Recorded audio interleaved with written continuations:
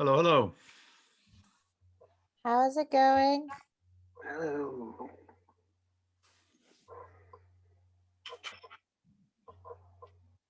Okay, I've got to know, is that a bow on your head or is that ears on your headphones? It's a bow. A bow.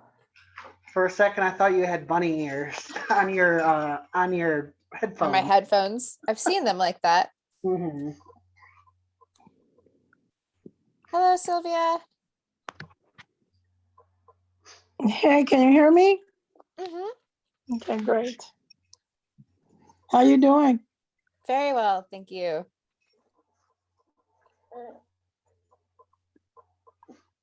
Michael, how's your month been?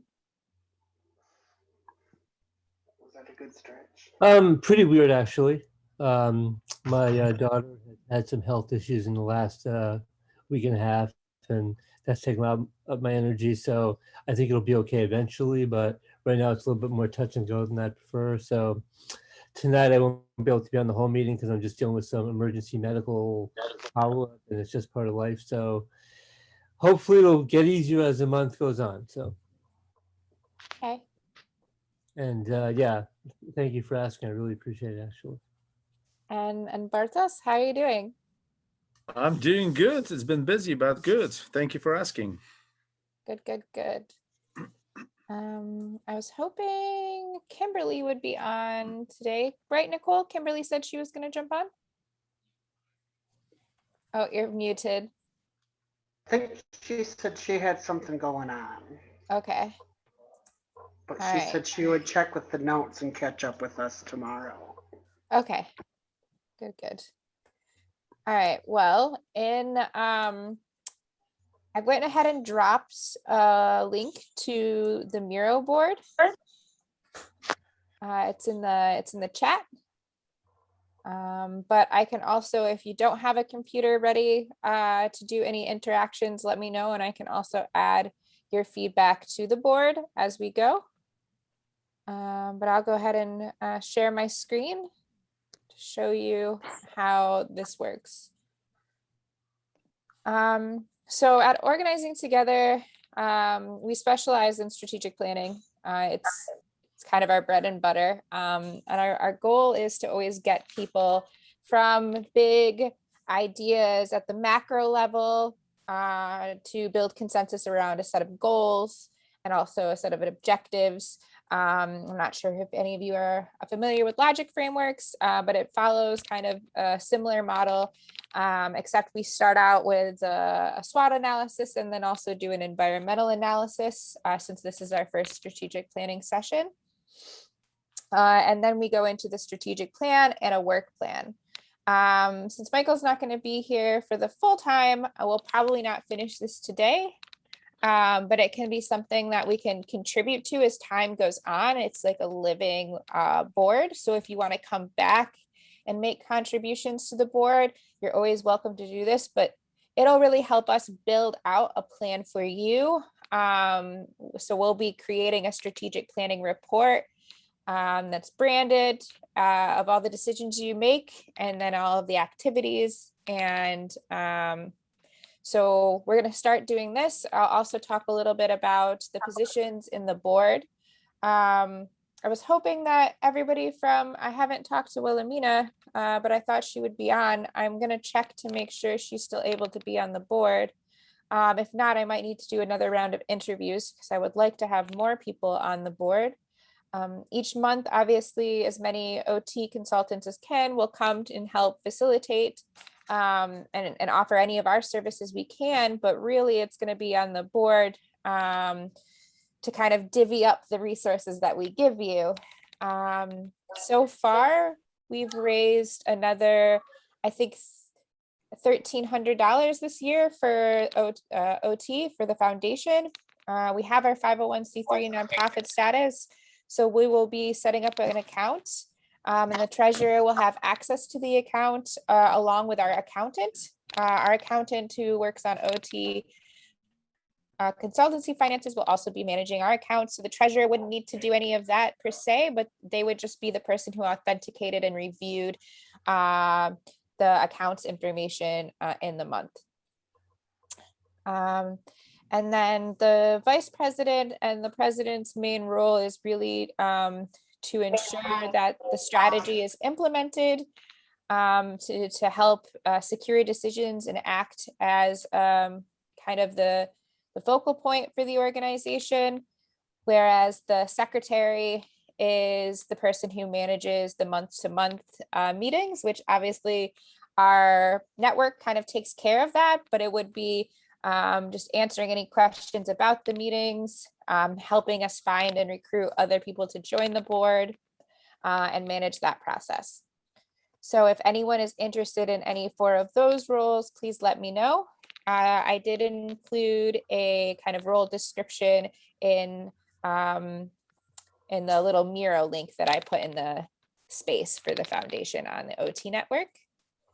Does anyone have any questions about the roles or about the OT network so far? Nope, I'm good. Hey, Ada, Hello, how's it going? it's going well. Been kind of hustling about today, but it's just one of those days. I get it. I've been go since 9 a.m. It'll be great to hit that bed tonight, huh? Mhm. Maybe after a beer. Yeah. Hi, Sundar, how are you? Hey, I'm doing good. How are you doing? Doing very well, very well. It's been a busy month. Uh-huh. So if no one has any questions, I will make sure to send around the roles again, but please feel free to email me if you're interested on taking it on any of those positions. It would be super helpful if we could get somebody in the secretary role and the treasurer role from our perspective, because we would really like for someone else to manage the meetings. You'll have a facilitator, one of our consultants at every one of your meetings to facilitate for you. You just tell us what the agenda is and we'll help you make sure everything happens in a timely manner. And then also as consultants, we can help you implement specific parts of your strategic plan. So for instance, our creative director, Kimberly, is an amazing designer. They can make fundraising content for you. And then our culture curator can put that up on our social media and do some of that fundraising too. And you'll get a little spreadsheet with all of our skill sets on it to be able to review. And so please use us as tools for the OT Foundation. You guys just are in charge of how it all is delegated. Hey, Shelly. Hi. Hi. I don't want to take up too much time from diving into the plan because I know we want to go, but if we could just have a less than 1 minute soundbite from everyone, because I think a few people haven't met everyone yet. Does that sound good? I'll just go down in line. Shelly, do you want to start? I know you just jumped on, but you were the first person on my screen. I'm Shelly Belton. I work for the Michigan Bureau of Elections. I'm kind of like, I sometimes have some time commitment, so I'm popping in to help as needed. Thanks, Shelly. Sylvia? Hi everyone. Sylvia Mikutas. I work at Siemens Energy. I'm based out of Houston, but I travel a lot when we could travel. I actually missed that part of my job, if you can believe that. And then I manage a large project portfolio. It's a global portfolio. That's why one of the reasons why I travel a lot. And it's both, it's a mix of IT projects and business digital projects. So I have a lot of fun. I enjoy my job very much. That's fantastic. Thank you, Sylvia. Mhm. Jeff? I am Jeff Spangler. I'm here in the Lansing area, and I do some OT work with Charla.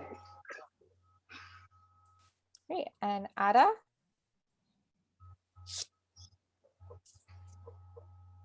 Oh, maybe she jumped off. Hi, Hi, my name is Ada. I I met Charlotte through the small business workshops that she put on at the Fledge, and I own a copywriting company. I recently started a copywriting position full time, so I get to learn the ropes while I, use that information to grow my business, and then also, of course, help out the company as well. And then Michael. Hello, my name is Michael Barron. I completed a doctoral program last August at Vanderbilt Peabody College. My day job is to be a instructor for eCornell in data analytics and data science, and also for Northwestern in statistics. My night job, what I really enjoy doing is environmental justice, social justice efforts, and got a great organization here. Thanks, Michael. Bartosz, where you want to go? Hey guys, Bartosz Wojcik. I'm a founder and CEO of Decision Point Global. We are an international group that invests in deep tech, clean tech, impact investments all over the places across different type of enterprises of different sizes. Thank you. Thanks. And Sundar? Hi, I'm Sundar, based here out of Allen, Texas. I'm with ISG Information Services Group as a advisor and consultant. Excited to be part of this group and looking forward to all the fun work which we will do. Thanks to you, Charlotte, and look forward to it. Thanks. Thank you. So yeah, please feel free to message each other in the collective space, get to know each other. I'm again hoping to bring on probably 3 more people to the board. So I'll start headhunting with Sierra Broom, which is our culture curator.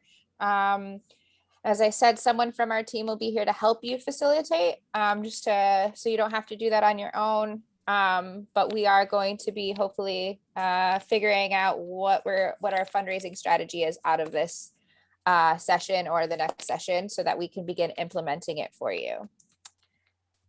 So the first thing that we'll do, I'll go ahead and share my screen, but I did drop the link. Me and Nicole can fill in the post-it notes because it looks like not everybody is tech ready. So if you're not, go ahead and just let us know to add something on your behalf. I did drop the link. Let me know if you don't have the link. You can participate yourself. All you do is you can click on the sticky note and you can put the sticky note in whatever color. Usually we get really detail oriented and everyone picks a color. But since not everyone is ready to be able to participate on their own, we'll just try to stick to like consultant versus board kind of feedback. So we'll do green for OT. And then we'll just do blue for the board feedback. Does that sound good? Yep. I'm sorry, but I can't open the link, Charla. I did download the app, but for some reason I can't open the link you sent. So I'm not tech ready tonight. Okay. No worries. So let's first start with our SWOT analysis and talk a little bit about some of those factors that are going to be external and internal to the organization. Opportunities include potential partnerships, some people maybe that you'd want to bring into the initiative. Potentially you have connections with a lot other corporations who might be interested in doing sponsorships. But we're going to talk about this today in like the aspect of fundraising. And then we'll go through a little bit more about the application process once we've finished setting up the bank account and we've added all of the revenue funds, and then we'll talk about the reward period after that process. Does that sound good? Yep. Great. So let's start with our opportunities. Does anyone have anything that they could possibly add as an opportunity? For me personally, I can think of one based off of our potential strategic partnerships. So we have an array of different partners. So if you go to our website, you can see them, and we have contact even with the bigger companies. A lot of them have special partnership programs where we receive a certain part of the revenue by getting our clients to use their technology, including Mighty Networks that hosts our network. So if you're ever interested in who our partners are, here are the primary ones right now, and anyone can fill out an application to become a partner. And we suggest that all of our partners donate some monetary value back to the foundation. So they have that opportunity to do that when they hit the application form. But we have like Providence Technology and Uno Dos and a couple others. Actually, this will be updated soon to reflect some of our other partners. But perhaps we could take advantage of our partnership program as a way to fundraise. And perhaps we could send them our media and they could send it out and help us fundraise in some way.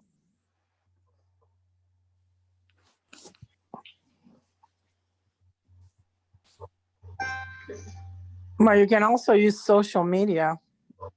Mm-hmm. I mean, I noticed you post things on LinkedIn, but I mean, you could use LinkedIn and other social media channels to promote what we do and to fundraise. Yeah, so far we just have we have social media for the OT like consultancy and the collective, but we don't currently have anything specifically for the foundation. Do you think that that's something we should invest in separate, or should we keep them in kind of the same hub? I personally don't have a preference, but ideally you want to keep them separate, still leverage the organization, but keep the nonprofit side of it separate. I think it'd be best, but others may have opinions. I would agree with that as far as branding goes, so that you can have a message specifically aligned with one brand versus not knowing which side is really delivering the message. So I like having them separate. So can brand is very much a function of who is our audience. So who's our audience? I think specifically we have several target audiences, which we'll talk a little about in the environmental analysis. But we're definitely targeting organizations who work within those three spheres, so in social equity, poverty reduction, or environmental protection, who need assistance using technology. So any of those nonprofit organizations globally as an international organization. And then also it would be any donors or sponsors. And we could probably sit here and brainstorm once we hit the environmental analysis on how many different target audiences we have just in donors.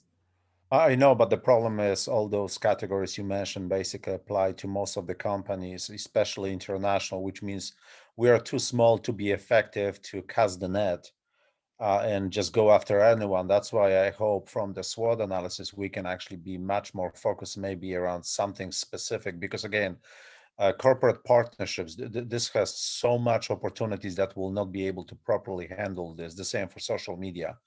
Regardless if it's for a foundation or not. So given our size currently, what is actually practical approach to opportunity where we can really not only attract, but deliver on the engagement with anyone we attract? Yeah, but just to comment on that, like, Siemens Energy is huge, right?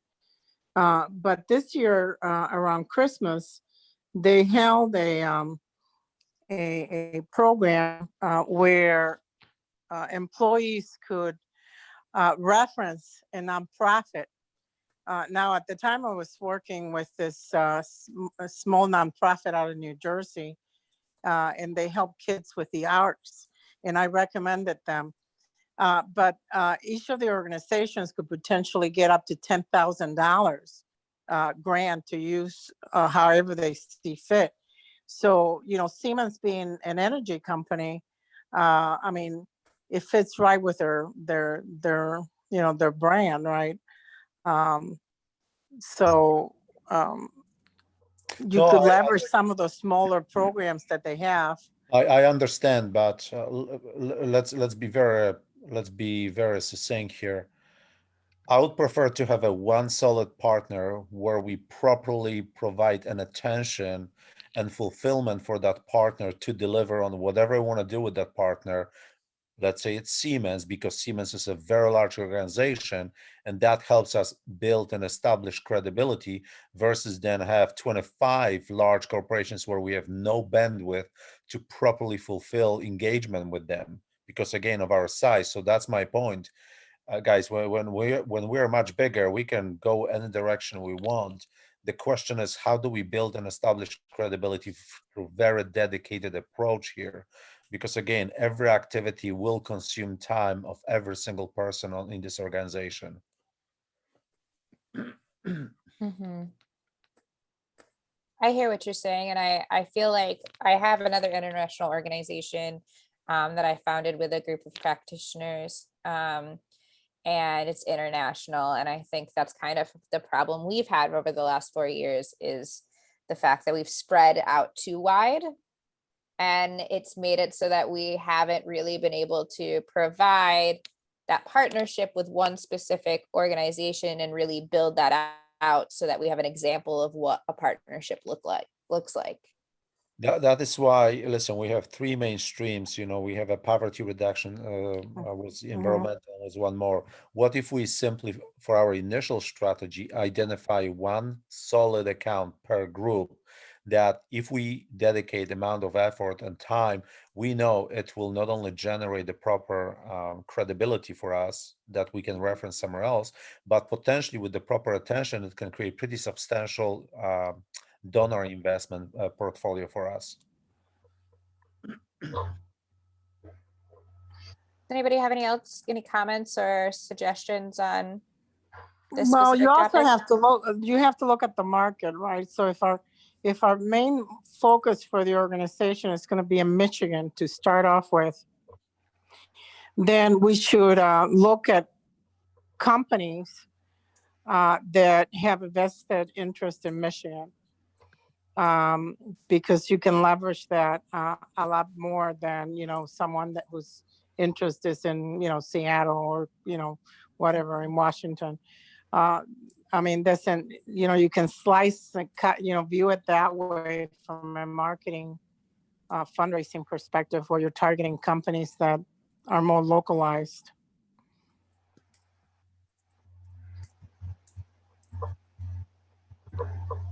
Yeah, I think that we should circle back to this after the SWOT analysis. I think that that's a really important point, and it will be useful in narrowing our strategy going forward. Does anybody have any objections to narrowing, targeting 3 organizations in those themes within Michigan?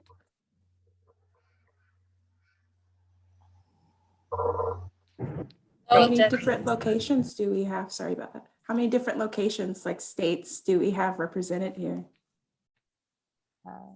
Well, I think that all of our new board members are from different states. So we have 4 other states, so 5 in total, plus we have a hub in Boston, Massachusetts too. So there's definitely opportunity to expand after we kind of land a single partnership in Michigan who will fund us. We definitely have a lot of connections and ability and resources to expand after that, but I think that narrowing the focus makes it easier to market. And as you know, there's a lot going on in the Boston area. So when we eventually are ready for that, we won't run out of opportunities in Boston to work with. So yes, exactly. Does anybody have any other things to contribute to opportunities that they can think of? So I have a question here. Again, maybe I'm naive or it's an assumption at this point in time. We do have existing partners, is what I understood. So can we do something with our existing partners so that we have a better outreach? Because for me, those are the low-hanging fruits, and we can, do it multiple ways we can at least reach out to them, get their feedback, what worked, what did not work. So some of those best practices, not just in terms of raising funding, but also from the aspect of did we reach out to them too often? Did we leave them high and dry if they had a question? After the sponsorship, what happened? So the entire whole 9 yards. And if we can understand that better, I think that in itself can become a lessons learned for us as we reach out to, other prospects in terms of fundraising, whichever state or city, country, or international side.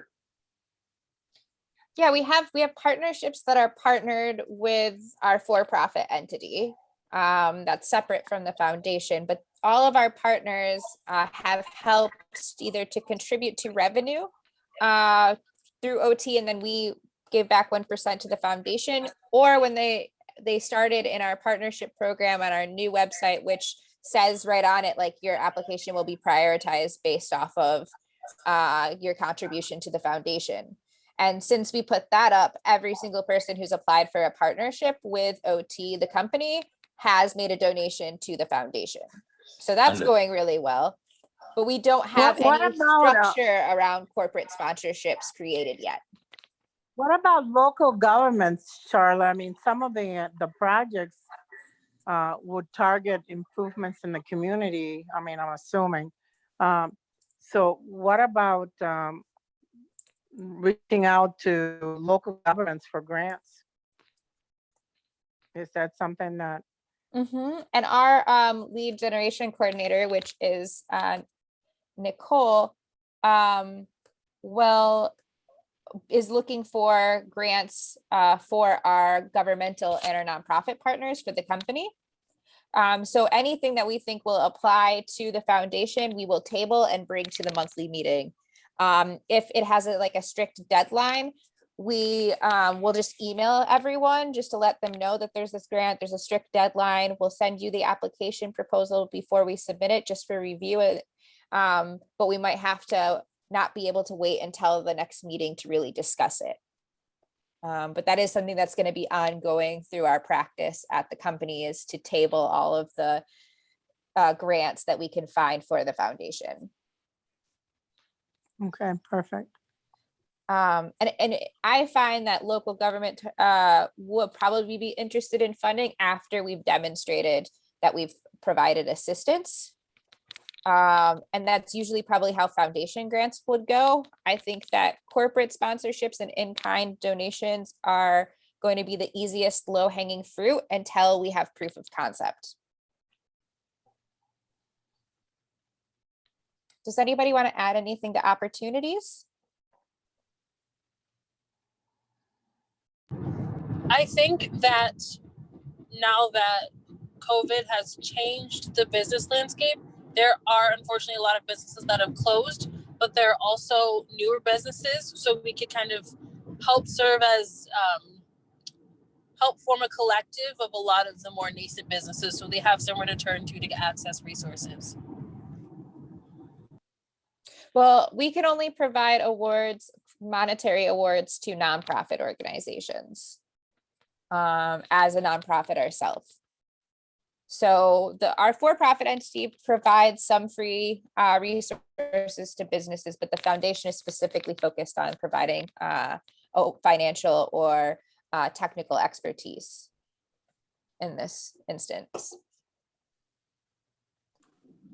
Kind of piggybacking off the local government, working with the Michigan Department of State, we have created a race and equity task force, and one of our pet projects right now are developing a community liaison program. So that's something we may be able to leverage here, having that be provided to the local organizations who are working with our branches, because we're focusing on access groups and things that are hindering them from getting IDs or registering to vote, but also just providing them resources in general. So coming up with that resource network to say, okay, you can use this if you're having this challenge. You can use this if you're using that challenge.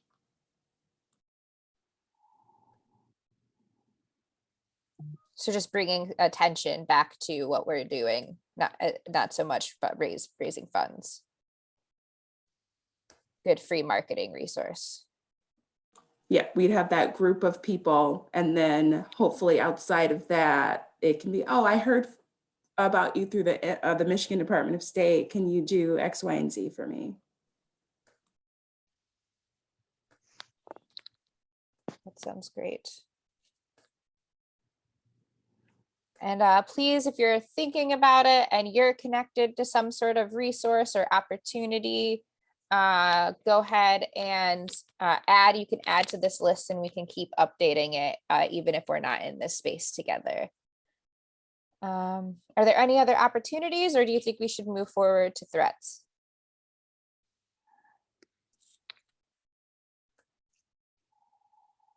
I'm just gonna throw down the obvious threat, COVID. You know, I don't know, it could be an opportunity as well. yeah, we could definitely make that an opportunity as well. Because I think a lot of nonprofit organizations doing this good work are going to need access to technology and technical resources to adapt to COVID-19. Yeah. And it sounds like the package that passed has a lot of initiatives that go to local government. So that could be a possibility of they have a lot of money, but what do they do with it?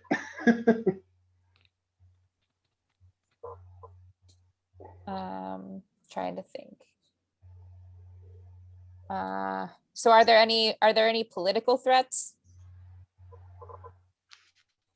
Donald Trump was on all of our boards for a long time as a threat to our other organizations. So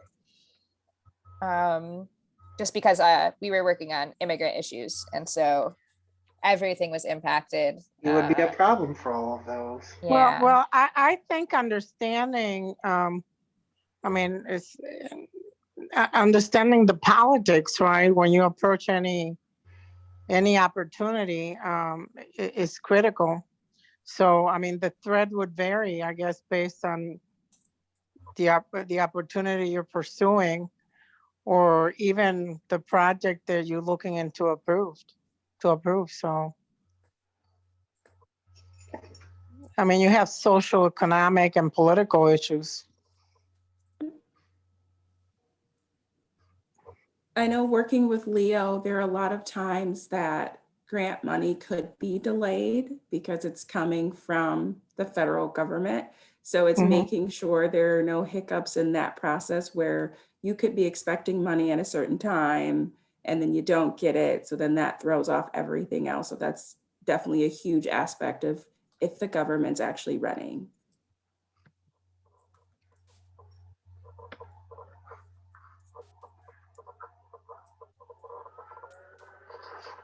I don't mean to be pessimistic, but I think a potential threat is us not being able to agree on what projects we want or you want to do. It's a good threat to put down, and then we'll talk about strategies to prevent that. Because that can always occur.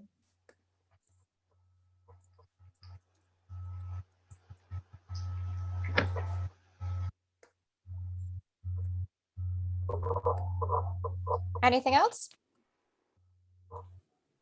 I think it was mentioned before, but kind of our focus, it may be too wide or too narrow, making sure that we are focusing on the right things and analyzing the right areas.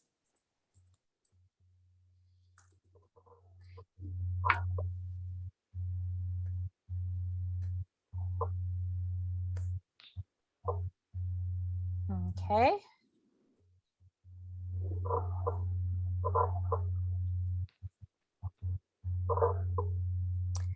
Potentially like communication problems between the foundation board and OT.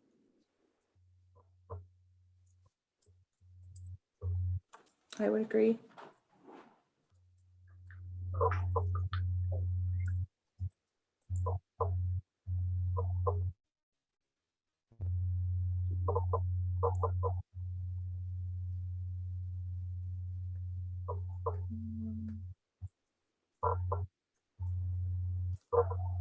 And you may have discussed this already, but making sure that what we think the priorities are for OT are what the rest of the organization thinks they are.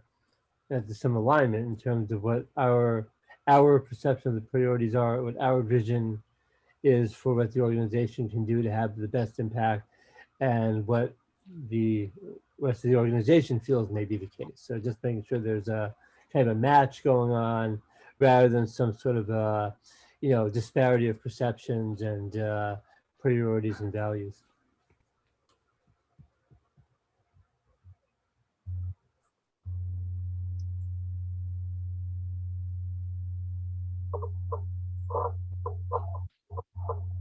Okay. Something I always run into is just under defining the process. So not thinking of everything end to end that could happen. And I guess assuming certain things have been defined and developed and then missing that and then coming and exploding on the whole project.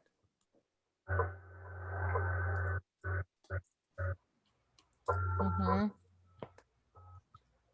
And then I you would may say have not knowing all of Go the ahead. channels by which we can reach different demographics, like what would be the main community hub for different user segments. Yeah, and kind of in that vein, if one of us sees someone who we think has a lot of talent and could really make a difference in what we're doing, if we can have a process in place for reaching out to that individual and saying, hey, we really like what you do. We really like the kind of knowledge that you have. Do you want to be involved in some way with what OT is doing? And sort of having a mechanism for that, so that if we think there could be a real benefit for that person, making sure that we make them aware of it and why that may be the case, and maybe really have something very meaningful going on as a result of reaching out. That's a really great idea. And I think that that's definitely something that our consultancy can put together for the board, so that you guys know where to send potential donors, where to send potential people who want to be a consultant, where you want to send potential partners. So I can draft that up for you, and definitely send that your way, something that's nice and neat with our design team.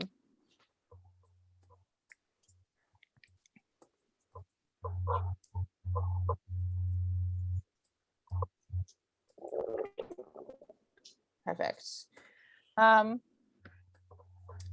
Any other threats that you would like to put on the board? And we can always come back if you think of one, we can add it. But it'll be good for us to be able to like come back to this board in 6 months, or as we're going through the program and being like, okay, yes, I remember this being a threat. These are the strategies that we agreed on how to kind of resolve that threat. So that's what this board will specifically be for. But if you are still thinking about threats, we can move on to strengths and we can always go back. So can you think of strengths? So this could be assets that you're bringing to the table as an individual or an organization, things that OT has, things that you have as an individual board member. So shoot. It's always a strength to be creating something brand new, because you are defining how you are creating it and you don't have the barriers of we've always done it this way or pre-existing rules that kind of stifle you. I think it's exciting. Some people look at a new organization, they're like, oh, I don't want to have to do all that work. But I like having the clean slate. I think that's why we are very much focused on small businesses and startups, because they're kind of easier to intervene in and strengthen before corporate culture takes too strong of a hold. Easier to grow than to fix. Mm-hmm. Well, I think a strength that I personally have this, but I think the organization overall has it is we're going to be funding projects. So projects go through a life cycle, right?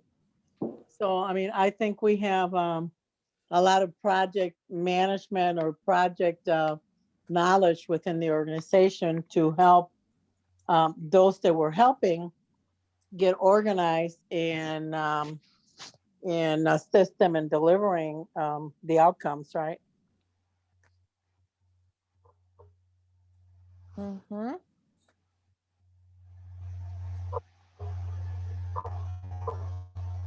I think it's very relevant timing right now too. This is something, this disparity has been talked about. So with COVID, it's kind of unmasks a lot of challenges. So taking advantage of that opening right now, I think would be a huge strength.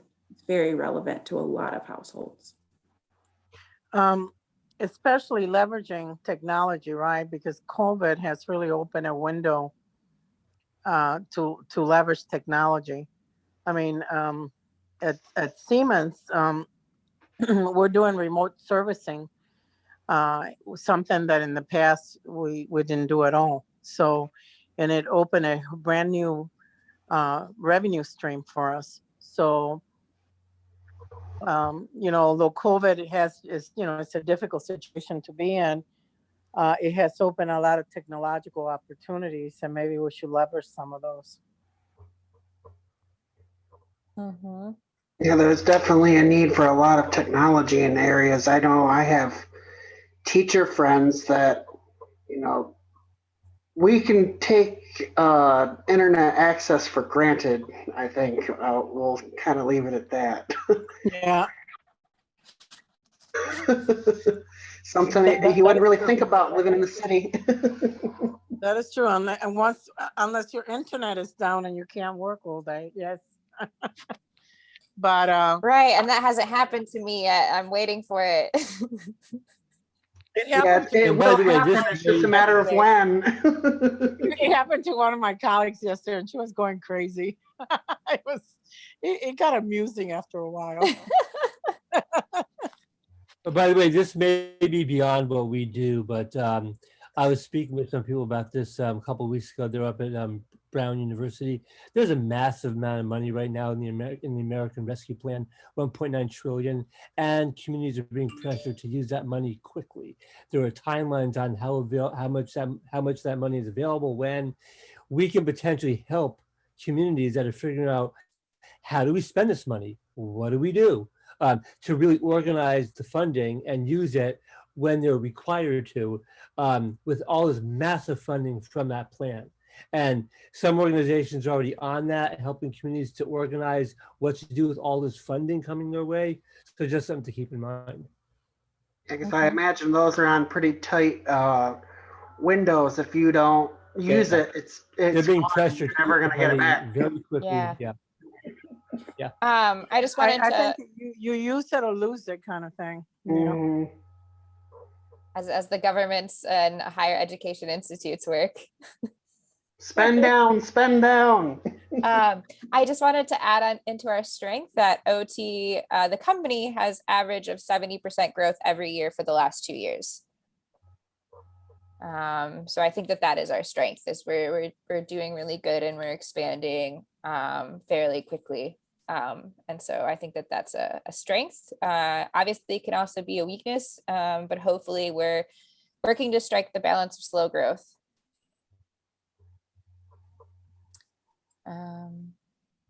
Any other strengths, any individual connections? I now have my connection with MSU. So that helps me kind of get in to the local university here in Michigan. Oh, I have a connection with the University of Houston. I'm sitting on their board as an advisor in project management, by the way. Oh, there you go. But I mean, locally here, there's maybe we could leverage that somehow.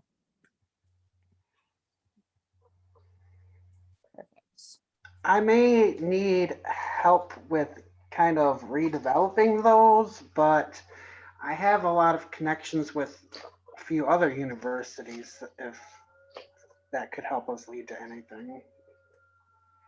What are the names of the universities, Jeff? I used to work with the Center for Urban Studies at Wayne State. And then I have one of my professors that I was good friends with. I just kind of lost contact since COVID. She leads the Public Allies program at the University of Michigan in Dearborn.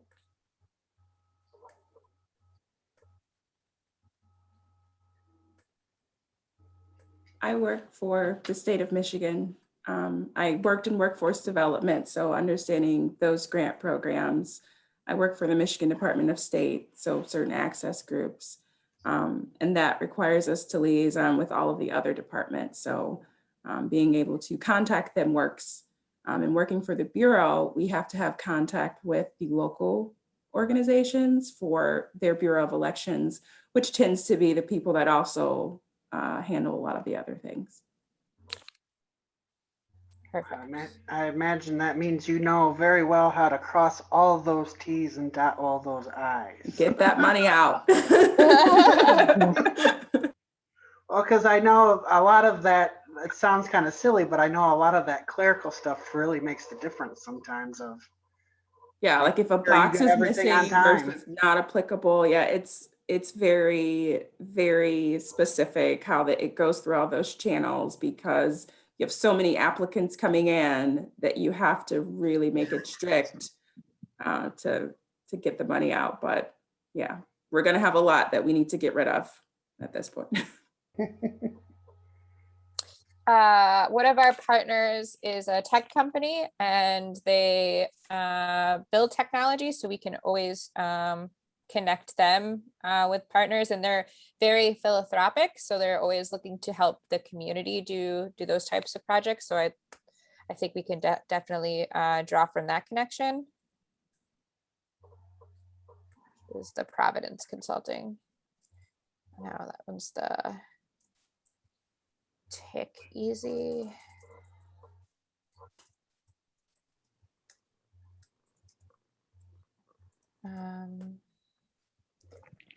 And then we also are partnered with Providence Consulting, which is a consulting company specifically for nonprofits. And they like to provide support at a discount. So we also have partnership with them.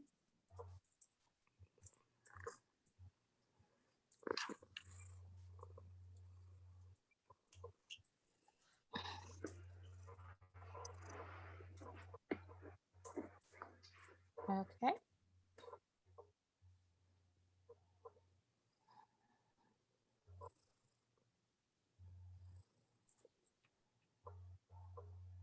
I think another strength is that this seems to be something that we are passionate about. This isn't a job that we have to put in X amount of hours for. We are driven by our passion for it. So that helps you do work a little bit differently. It does make a difference. Mm-hmm. I really like that. Thank you, Shelley. Yeah, that's really good. All right, if there's no other strengths, we can always come back to them. Did anybody have anything that they wanted to add to opportunities or threats before we move on to weaknesses? I was thinking, looking at our strengths there, and that we have a lot of university, a lot of universities. I was thinking that perhaps one of our opportunities are some of those university contacts. Now, we would have to develop the idea, but that could be, a means to an end, I guess. Leveraging those contacts at the different universities. Particularly as like providing technical like expertise, perhaps they would be interested in doing that, or being primary investigators on different grants. Might also be able to help support our nonprofit And so, like, I know the University of Houston, I'm more involved now with the business college, but the legal, the school, the law school, they have a lot of programs where we could leverage some of those community initiatives that they have as well. I mean, I know it's not in the market that we're targeting, but I'm just thinking that other universities probably have similar programs. I'll investigate a bit. Okay. So weaknesses, where do you see our major weaknesses being? I have one more idea just on the university part. See, at least for me, and I'm sure many of us on this call, I mean, I do few speaking engagements, but I've never built on that relationship, right? It's just one and done types. So the point being, can we use that as a wedge to create more opportunities, right? So it's not directly going in and saying, hey, we would like to you to be our partners, but saying, hey, we have few experts within our board. They are open and able, willing to contribute in terms of speaking engagements and whatnot. And as a byproduct of that, we can have conversations around improving sponsorship and whatnot. So that I'm open for it. And if you all have any such opportunities, count me in. And maybe after that, we can certainly, or during the course of that conversation, we can have a byproduct or a Well, battle. that's an excellent idea because you can showcase projects. You can have a speaker representing the organization and showcase different projects and how the organizational funding helps achieve those goals. And you just get the word out, and you'd be surprised, how that really can help. Absolutely. And when I say speaking, it can be as a visiting faculty on a specific topic, or as an example, how do you really bridge the digital divide between the corporations and the university, or the corporations and the rural or urban area, so on and so forth. It can be anything, right? I mean, but it's more of creating that interest and sharing your point of view and some lessons learned and takeaways. Yeah, I think that's a great idea. It helps share the information. Thank you. I appreciate that, Sundar.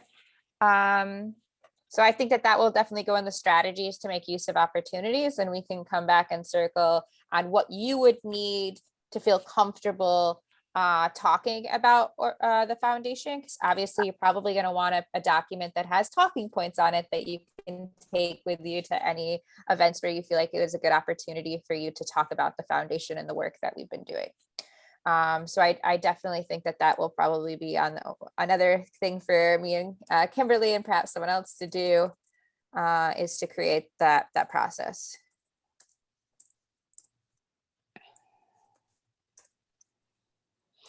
I'll start with a weakness, and please don't misinterpret me. I think we're all new to each other.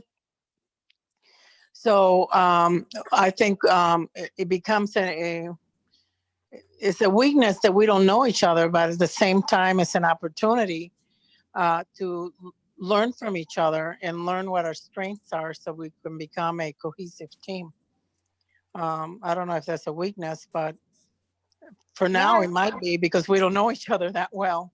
It becomes an opportunity for us to get to know each other's strengths so we can leverage that in making the board really successful. It's a weakness, but it doesn't have to be a permanent one. Exactly. We'll grow together. We have no weakness. No, Excellent point. Excellent point. I think we're a new company and a new organization, so that's a weakness. Some people are like that. That could be an opportunity, but I do think that can be seen as a weakness. Hey, but that also means we do not have fear of failure. That's true. We haven't failed yet.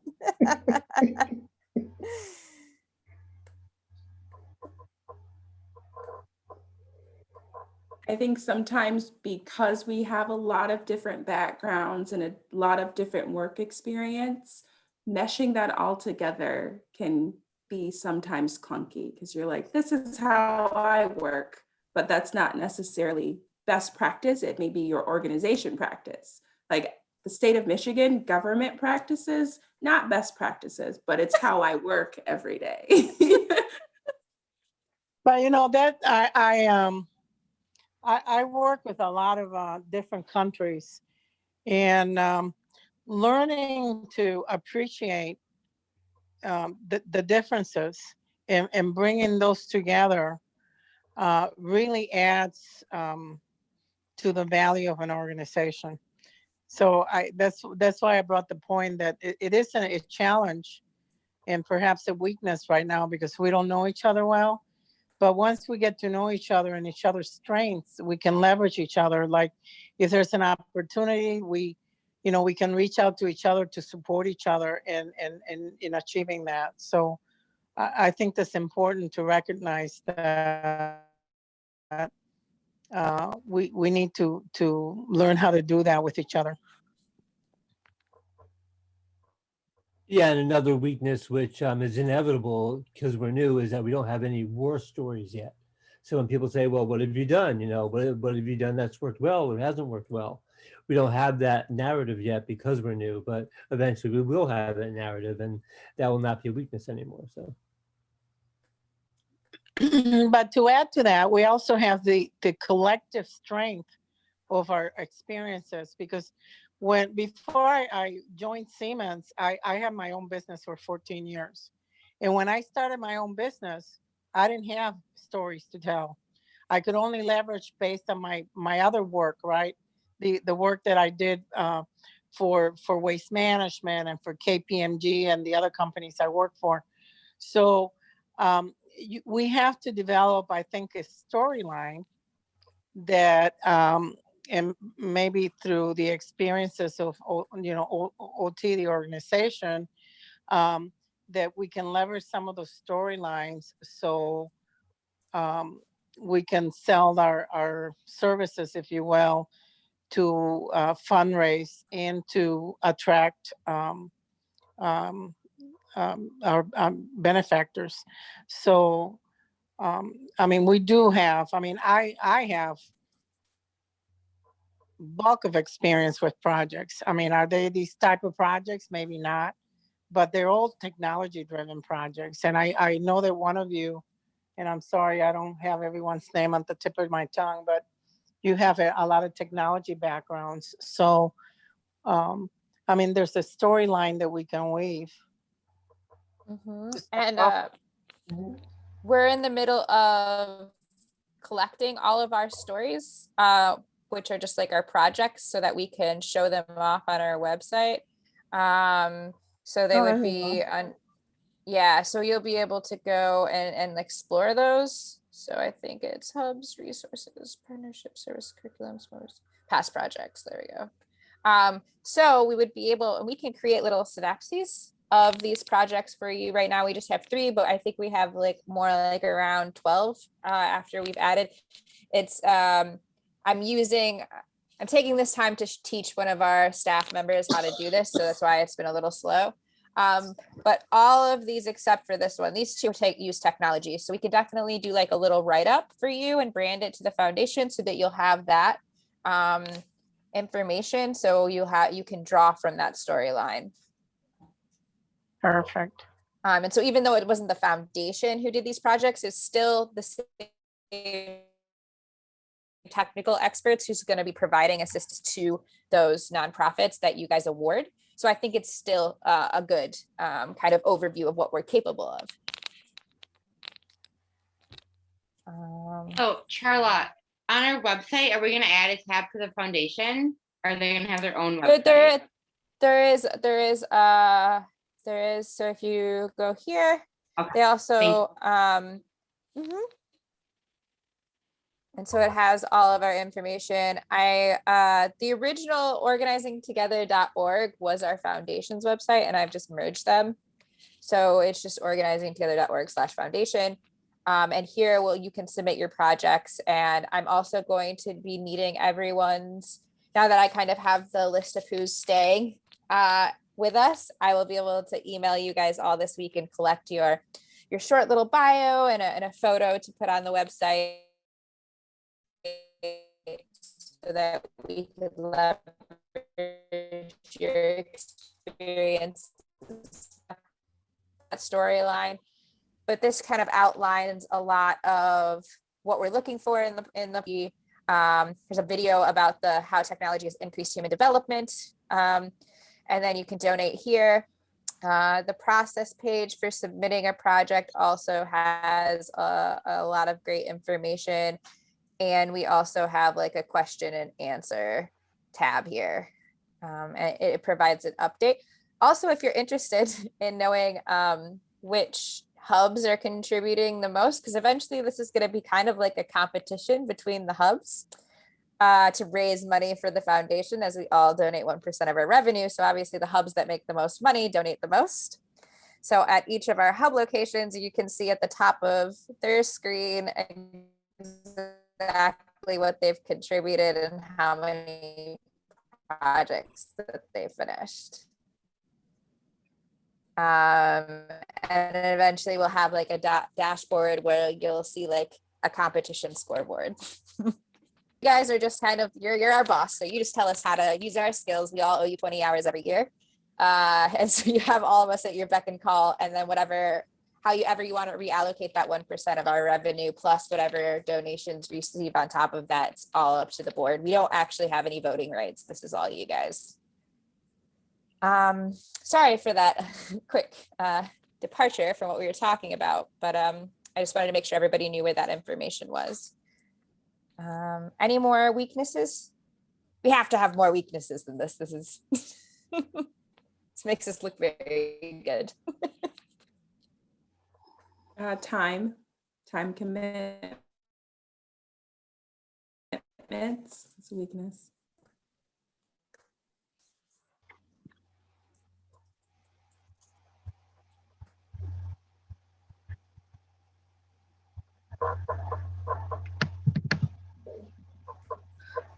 We don't have an office space.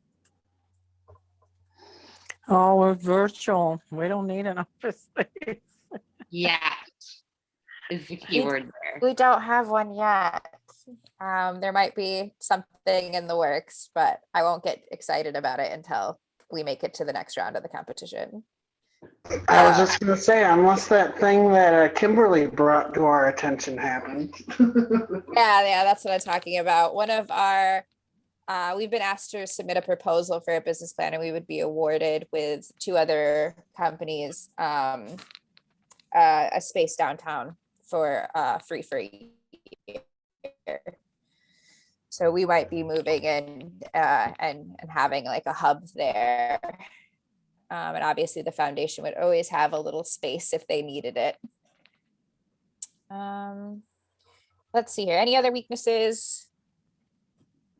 Just something that I've noticed in terms of that organizations that really make it well, they become connectors.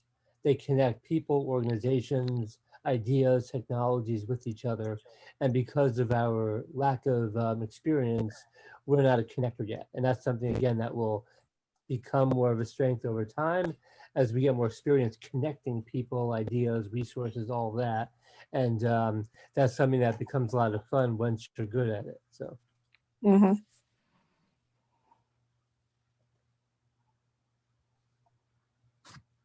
All right. But internet connection, because there's too many people on my Wi-Fi right now. Okay. I don't know if other people have that problem. Mine's going a little clunky right now, too. I thought it was just me. I'm good. Okay.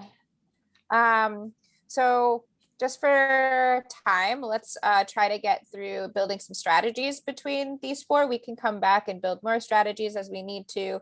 What's good about these boards is all this information lives here forever. You don't have to worry about someone erasing it. And so we'll definitely be using this as a tool to keep building off of as we create more operational plans. So the first part is we focus on how do we build strategies to make use of all of our opportunities through our strengths. So we usually start with an opportunity and say, okay, we have an opportunity to make corporate partnerships, but how do we do this based off of our strengths? How do we leverage our strengths to be able to make use of all these opportunities?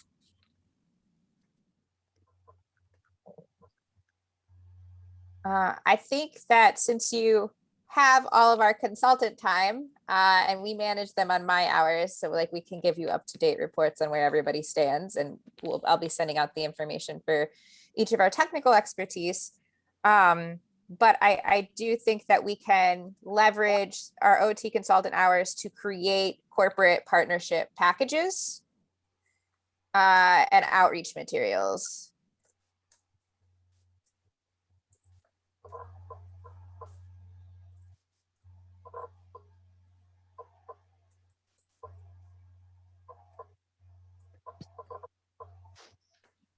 I think time investment in learning what we really are about so that we can be more familiar with the message and more genuine with the message.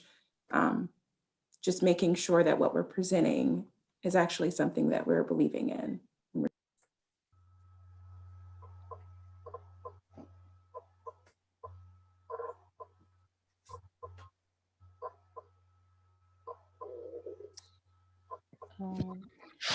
How can we leverage our strengths to take advantage of the kind of virtual explosion that COVID-19 has made happen?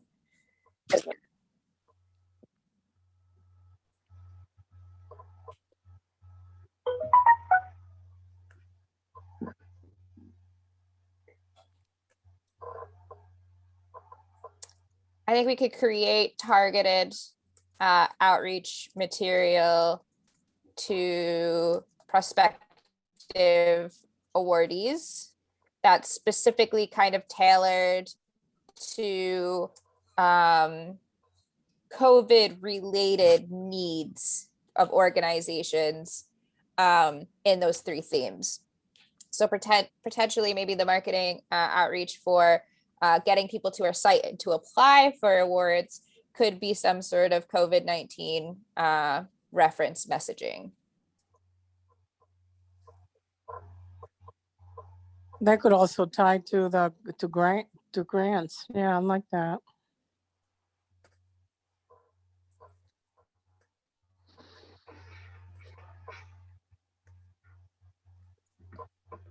I'm going to add on to a previous comment here, but as the lead generation coordinator, I find a lot of grant opportunities for nonprofits.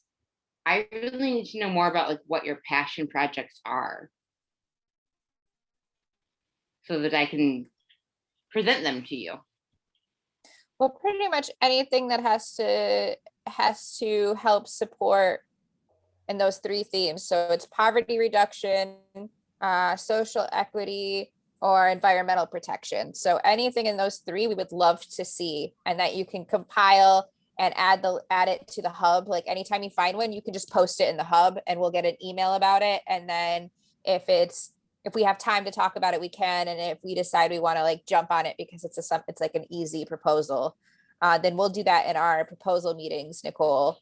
But just like anytime you find something, just drop it in. Okay, awesome. Thank you. I found a lot of stuff. I just wasn't sure. I felt like it wasn't for me to pick. Like I needed the board's approval so I can just bring everything I love. And let you guys pick. We're passionate about everything. That's my problem. So I had to create my own company so I could actually work on everything I wanted to work on. You know, that wearing your heart on your sleeve, that's us.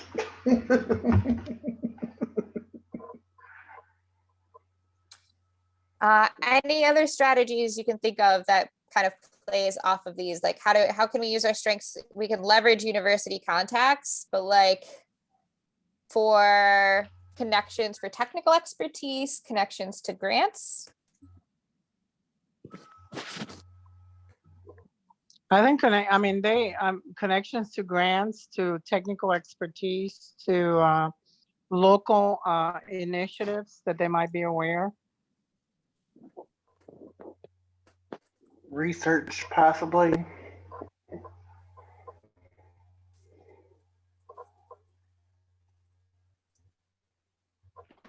I work with a public engagement office for the Michigan Department of So State. I think, yeah, that's, So I can see if there are any resources or connections there.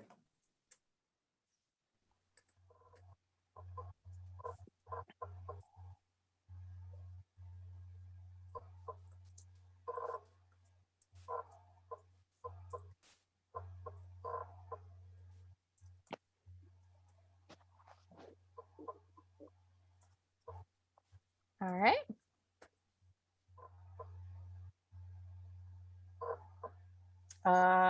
I know personally, I'm gonna be hitting up all of my family members to donate to the foundation. So I'm gonna definitely leverage my individual connections to get in-kind donations.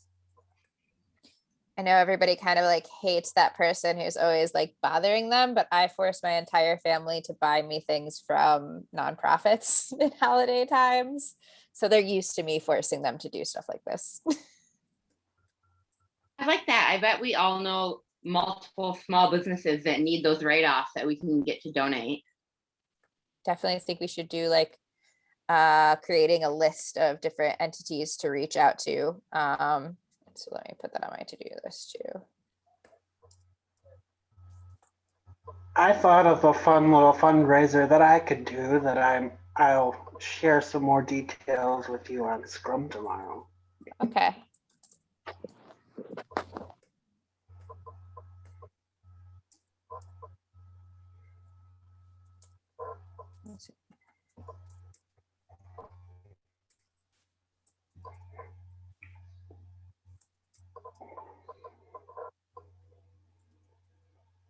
Okay.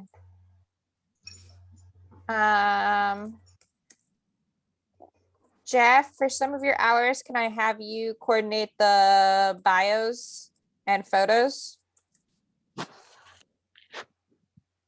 Sure. And take a couple of your consultants hours, your foundation hours. Yeah, that's fine. Sweet. It's one thing. Designating things is getting easier.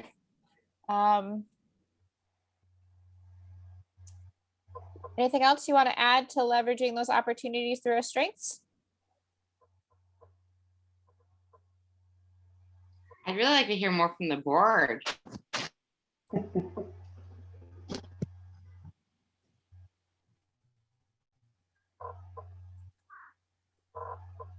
How about managing or creating strategies to manage our threats through our strengths?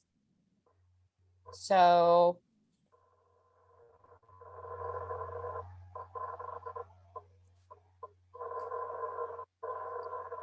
what are some good ways to resolve disagreements between the board and consultants? Jousting. Talk it out.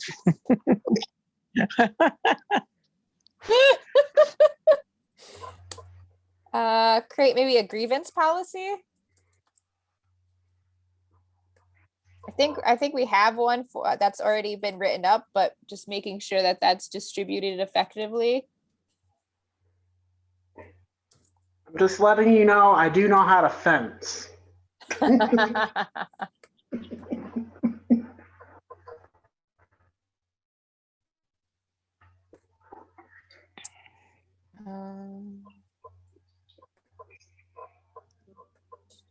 How do you think we should deal with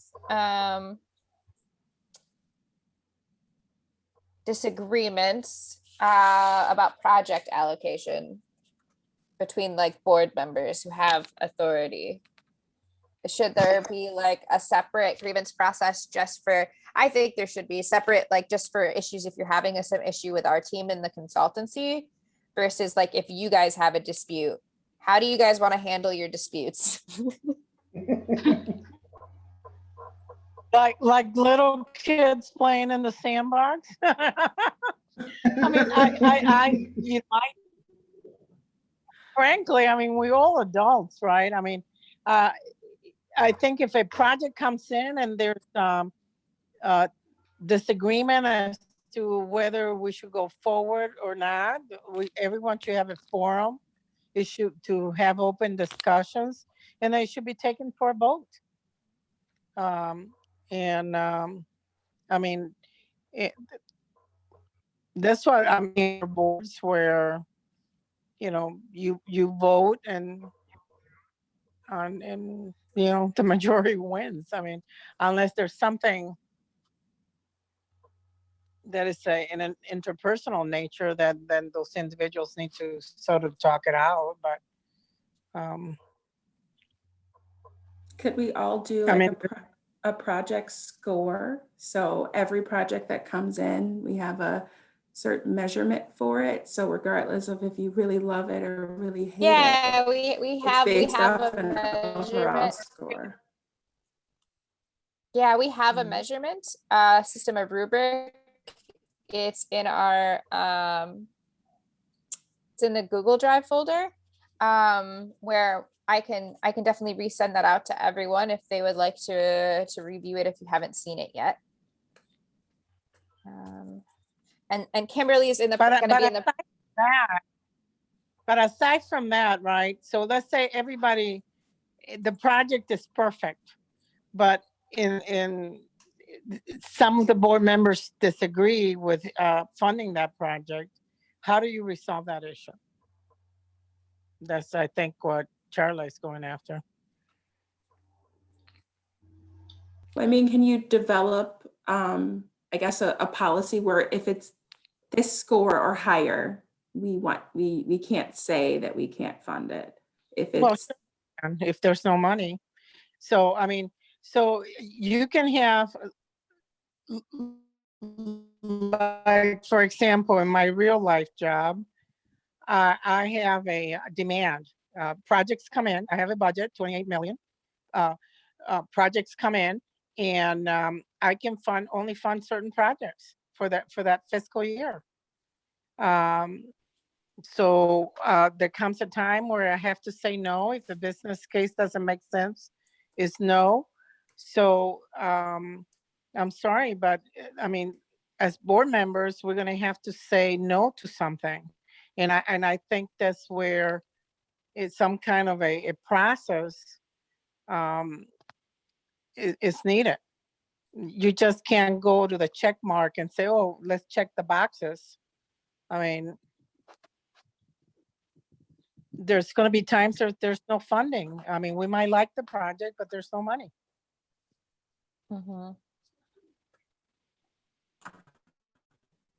I think that would be other circumstances one of the considerations.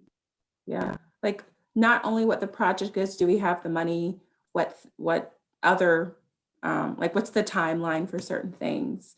That way we have more objective factors that we're discussing versus you just said no. Because if you told me that you're saying no because we don't have funds, that would make sense. And I feel like that wouldn't be something I would push back on. It's we don't have the money for it versus I just don't like it. Yeah, I mean, I think we have the rubric that you'll be using to evaluate the concept note before it even gets into the proposal writing phase. So I feel like you guys are already going to really know, at least between maybe like 2 organizations, whether or not it's good enough for a full proposal. Right now we just have them fill out like a survey, and that acts as a concept note with strategic questions. You would review that, and only of those that you think are like a project that fits our scope and our resources, then we'll ask for a full proposal. And I think by that time, it's kind of, as long as they do the full proposal in 90 days of asking for it, that it should be kind of a done deal. We would have already known at that point. So hopefully the rubric itself for the concept notes will make it super easy for us to weed out all of the projects that are not within our focus or outside of our resources. And Kimberly, our creative director, is working on like a poster of our workflow. So that'll be more easily able to be understood by not just the board, but also on our website. So hopefully that will be done in the next month or 2.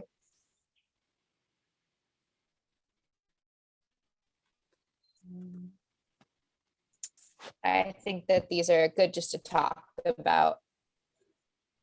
What about us, our focus being too wide or too narrow? We talked about strategies, so I'll go ahead and add the one about focusing on 3 corporate sponsors within the themes to help reduce having our focus too wide.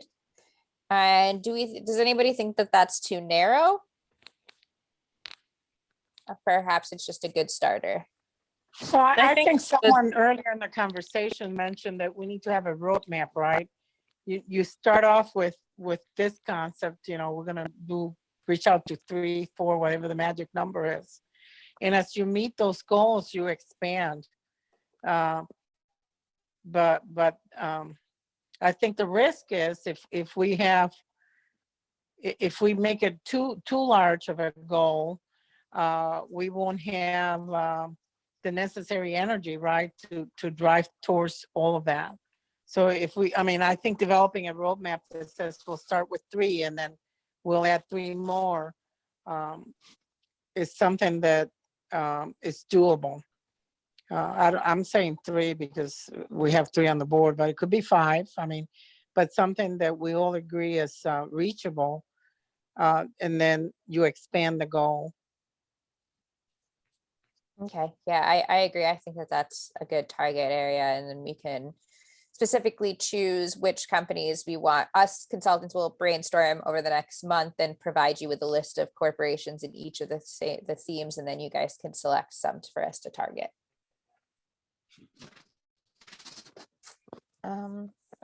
And so what about strategies to make use of opportunities to minimize weaknesses? So what strategies make use of these opportunities that are going to help us with weaknesses? I think whoever is the liaison between us and that opportunity there should be a standard form that's, maybe 5 questions. What is the opportunity? What will they help us accomplish? Is this sort of a one-time opportunity, or is this something that we could partner with long-term, stuff like that? So in addition to the survey that the awardee fills out, the liaison should also have a system? Yes, just to explain, the hard and fast reasons why we would want to avail ourselves of that opportunity. Well, I think we don't really have any communication with them. They just submit the survey form, which is set up as a concept note, and then we would review that, and then all we would say to them is if it is or is not something we want a proposal for. Okay. So I'm not really. So the liaison would be pretty much like me sending the application to the board, and then they would only liaison. It would be the secretary or the president would only liaison with them after we've asked them for a proposal. Okay. So then how are we tracking the different opportunities? Are we just making a Google sheet form, or is there something more? There's a form on our website underneath the foundation. So they can submit a project, and the form kind of outlines what the steps are, when they should hear back from us. And so through here, it talks about like what the submission process is. It's like if you can submit your project concept, you will be contacted within 60 days by hopefully our future executive director that will be able to pay, but right now it'll probably just be the secretary. And then the request for the proposal is what happens next, and then the awards are distributed. And then this kind of has like a little Q&A. And hopefully if you guys think of any more questions that aren't answered in the Q&A, please let me know and we'll add them. And then here is the application. So this is what we would know about the thing. So we have like the technical support, the award amount requested, any additional publications or information about it, but it would have to fall into inequity, poverty, or environmental degradation is how we separate those. Does anybody have any questions or feedback about this method? I was asking, I mean, this is very helpful. I know I need to review all the updates and everything. So thank you for showing me that.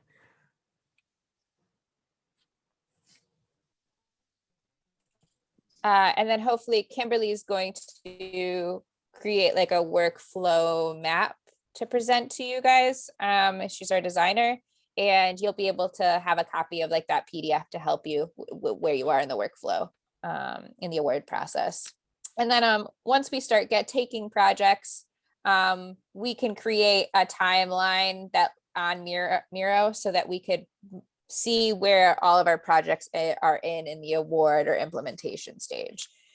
And we would keep track of that together with a project awardee.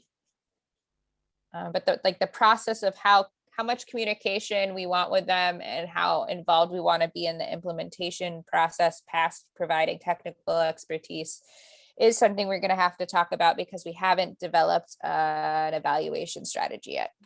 So that is definitely something on our to-do list.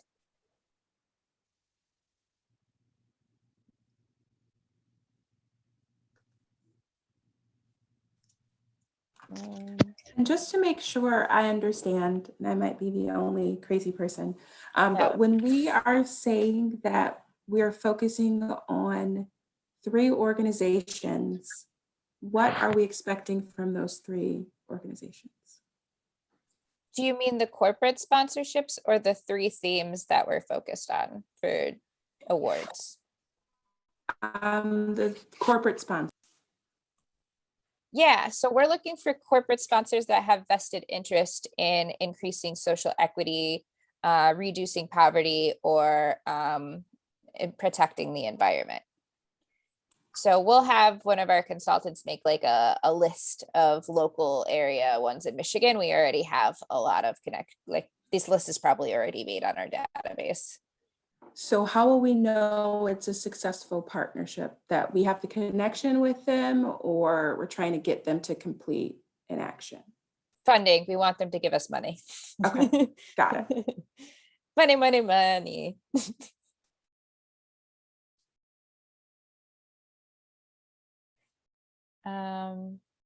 I think that we could leverage our university contacts to be able to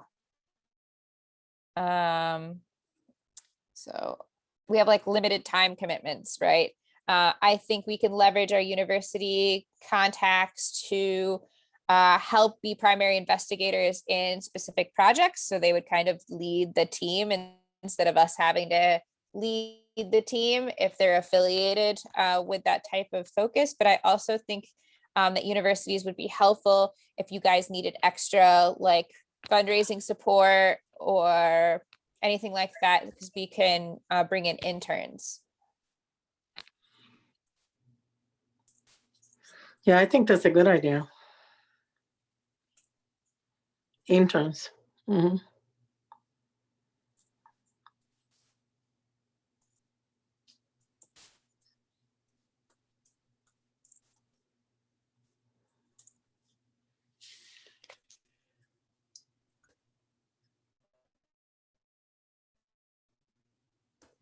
Okay.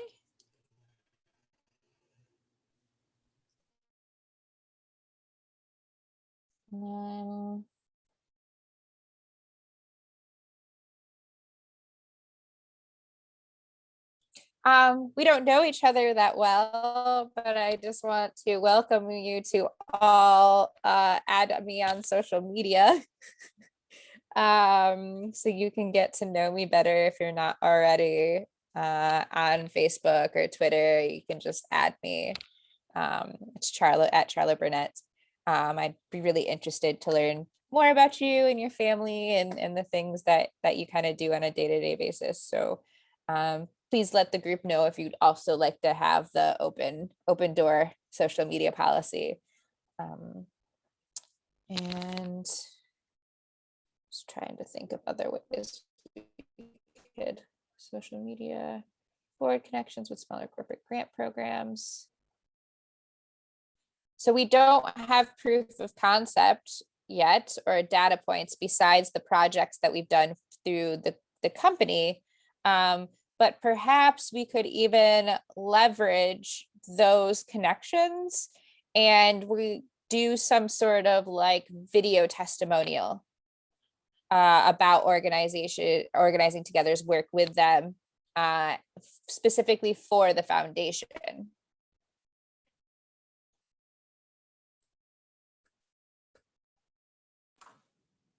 That could work.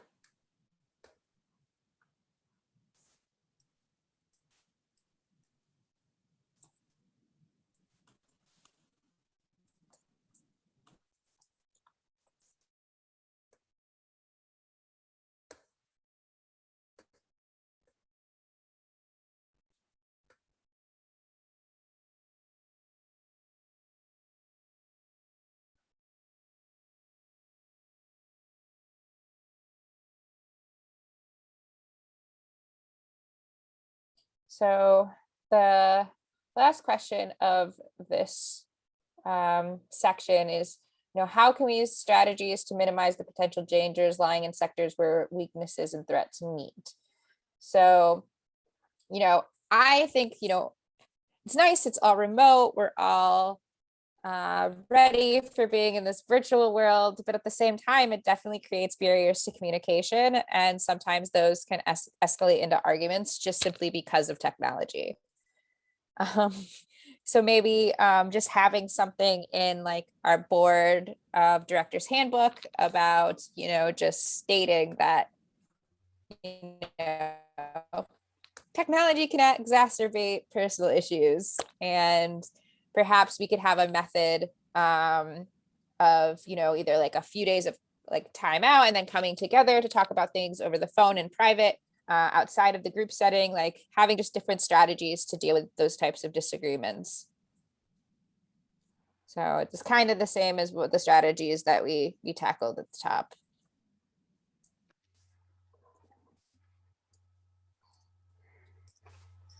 I like that.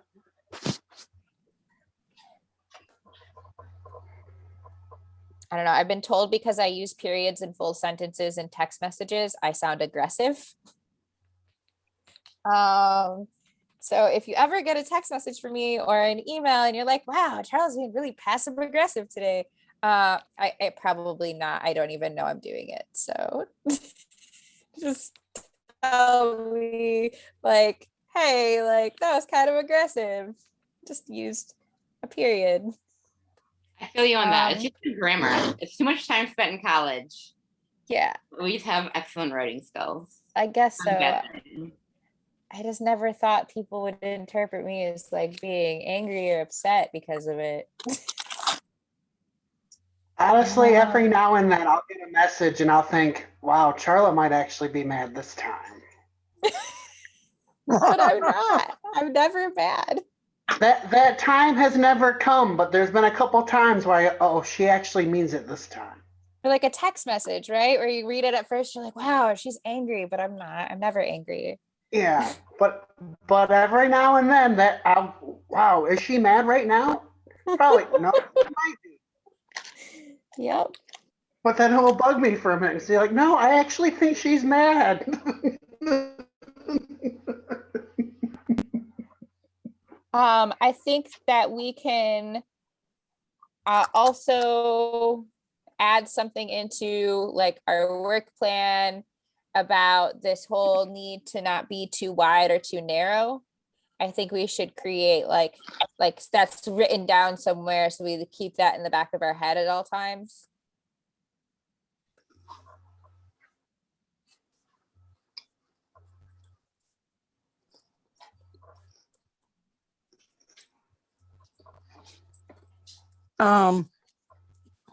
Maybe create goals, like quarterly goals, right? So we're trying to achieve something specific or specific things over a period of time.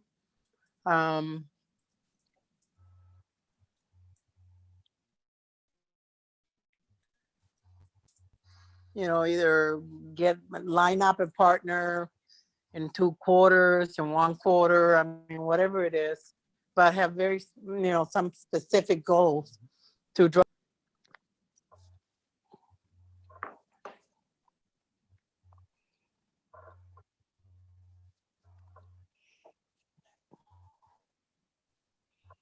Okay. This is great. Anything else to add to our SWOT analysis before we start on the environmental analysis? I think we'll cut it at 8. I can see everybody slowly starting to fall off the board. But it'd be nice to start kind of the environmental analysis, and then we'll come back to it. I'm getting a cookie to get a sugar high right now. Right? I understand that. I need some sugar. Yeah, if nobody has anything left for this, we can just outline what our target audience is at the local level, and then we'll talk about next steps for the consultants and what we're going to do for you guys before the next meeting. So what we do here is we copy our strengths and our weaknesses, and we bring them down to our environmental analysis because we would like to be able to leverage them. And then let's talk about, instead of competitors, because that's the language we use when we're talking about small businesses. Instead of competitors, we're looking at partners. So these could be people who do the same things or fill gaps in something we do not do, whereas the target audience is going to be the audience comprising of our donors versus the target audience of the nonprofit organizations that we're gonna be working with. So you can kind of start with, I know that we're targeting nonprofits, profit awardees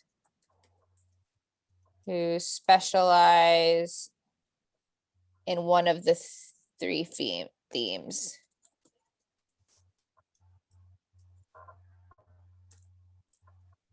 Okay.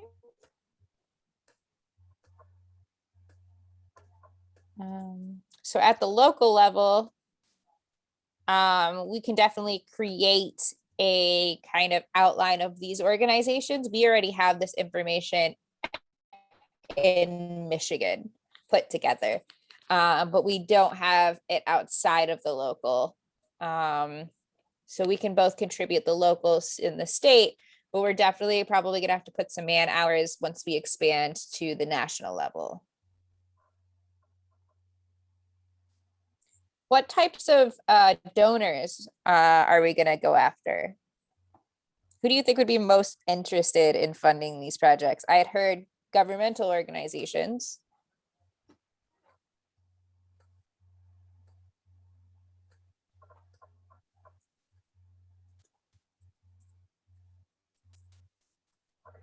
I'm tempted to say that some local governments might provide grants. I mean, that's my initial thought.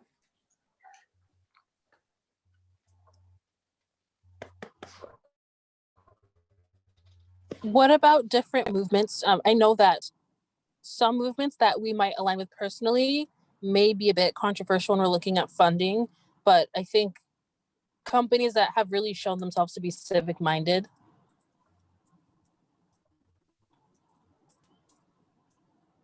Can you give some examples of companies or organizations that might be controversial? Like Black Lives Matter would be one of them. Okay, thank you. Yep. Mm-hmm. That's the first one that comes to mind. I was thinking cannabis, so. Oh, yep, that too. Do we have any types of organizations at the local level or state level, somewhere in this category, that we wouldn't want to work with?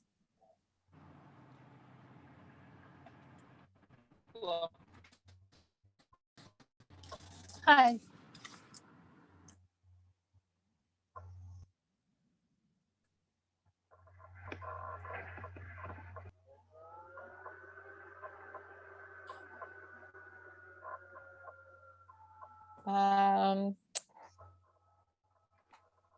definitely, I think that there are hundreds at the state level. We definitely have some local area organizations. For instance, like we have the Michigan Energy Options.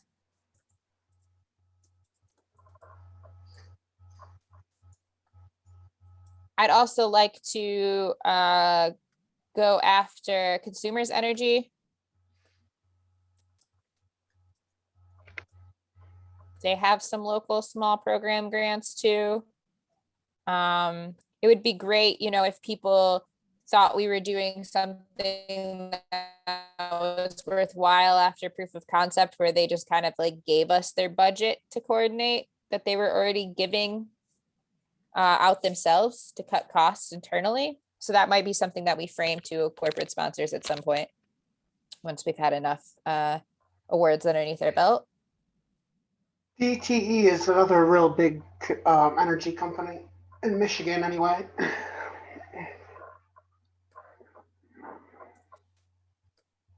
I think between the two of them, they're at like 2/3 of the electricity in Michigan. I definitely think we need to do the target local tech companies. We could potentially even do like events with them where they gave tutorials of their technology to interested organizations in our contact list.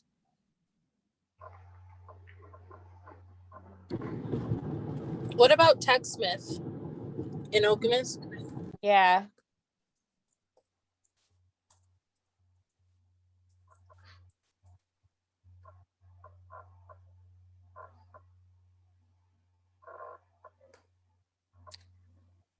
All right. Well, it looks like we're dwindling, so I'm just going to jump over real quick to our to-do list.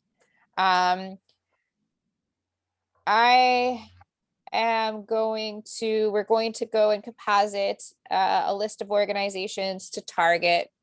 We're gonna work on creating some talking points, like a PDF for you guys to be able to take with you or to reflect on in case you're at a networking event or a speaking engagement and you would like to talk about the foundation so that you can adequately do that.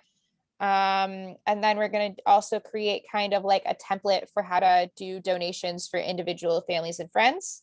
And Jeff's going to coordinate getting your guys' bios and photos around. And then I'm going to resend the rubric out to everyone just to make sure everybody's seen that.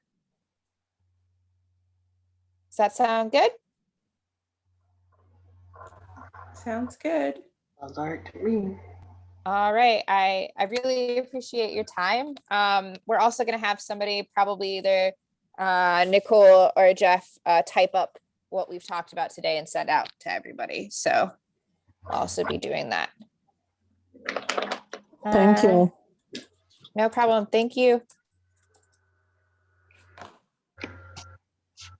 It was really nice to be able to talk to all of you. I appreciate your time tonight. Thank you. It was very enjoyable. I really liked the board, Charla. I really liked the tool. Good. I'm really happy. I'm currently training Nicole on how to use it. She's gonna facilitate her own strategic planning session on the 15th. So I've really enjoyed the tool. I find it super helpful. What's great too is you can export the data into an Excel spreadsheet, so it's more easily readable. Oh, that's even better. Yeah. Yeah, I so if you're downloaded the taking- app to my phone and I started playing with it. I really liked it. Yeah, I like it. I really like it too. I love Post-it. So this is like my dream. Post-its on the computer. Super happy about it. have a wonderful April, and I'll see you back in a month. See you guys Sounds later. good. See you all in a month. Nice to meet all of you. Nice to meet you too. Bye-bye. Good night. Hi. Bye. How's it going? Good. How are you? Good. You look tired. You tired? I'm good. I'm fantastic. Your eyes are only closing. Like, I think mine are like, look at them.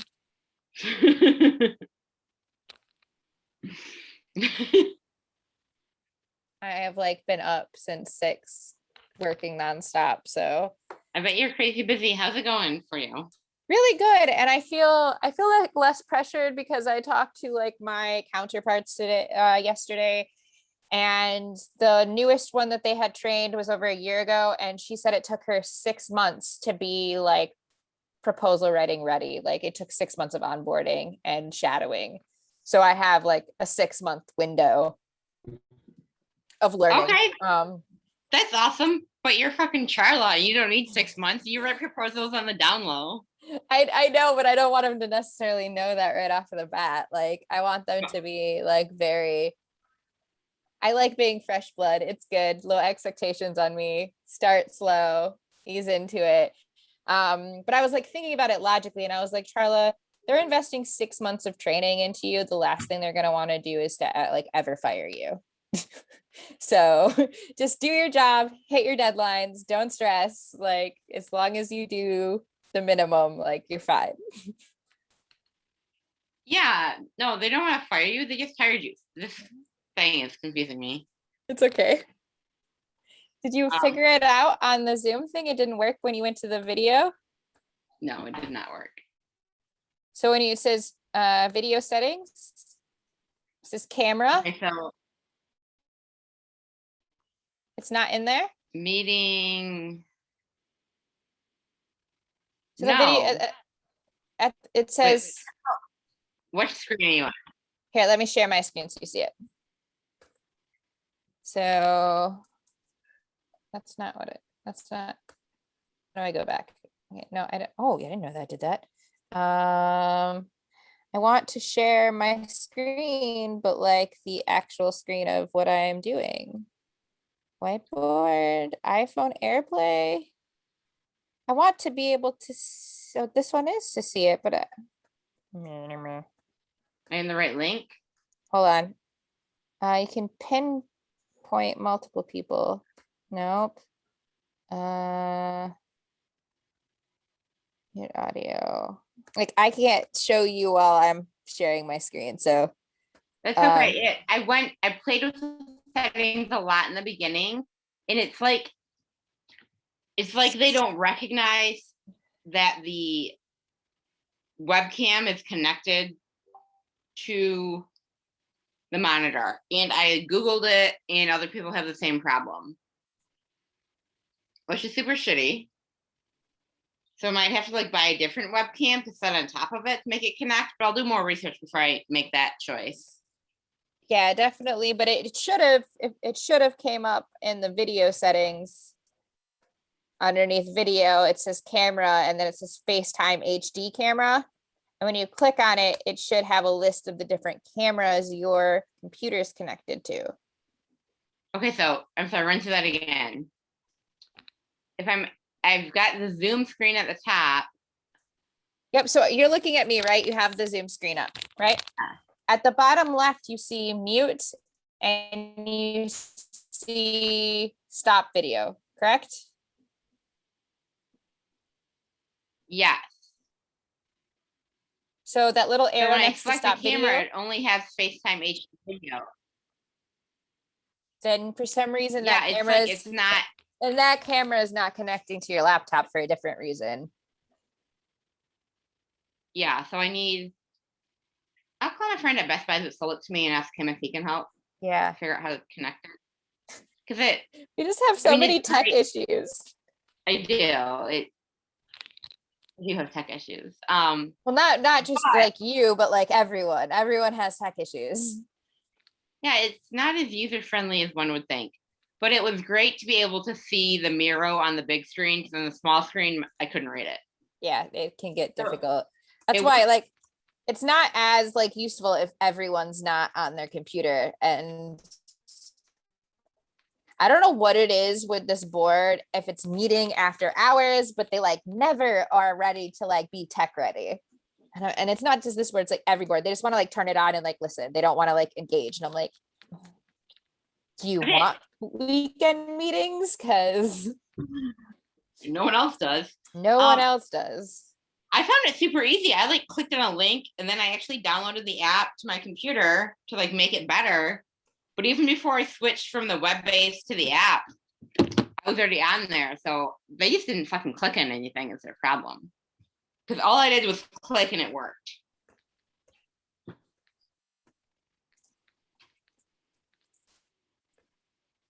I'm just gonna force Michael to be the president of the organization.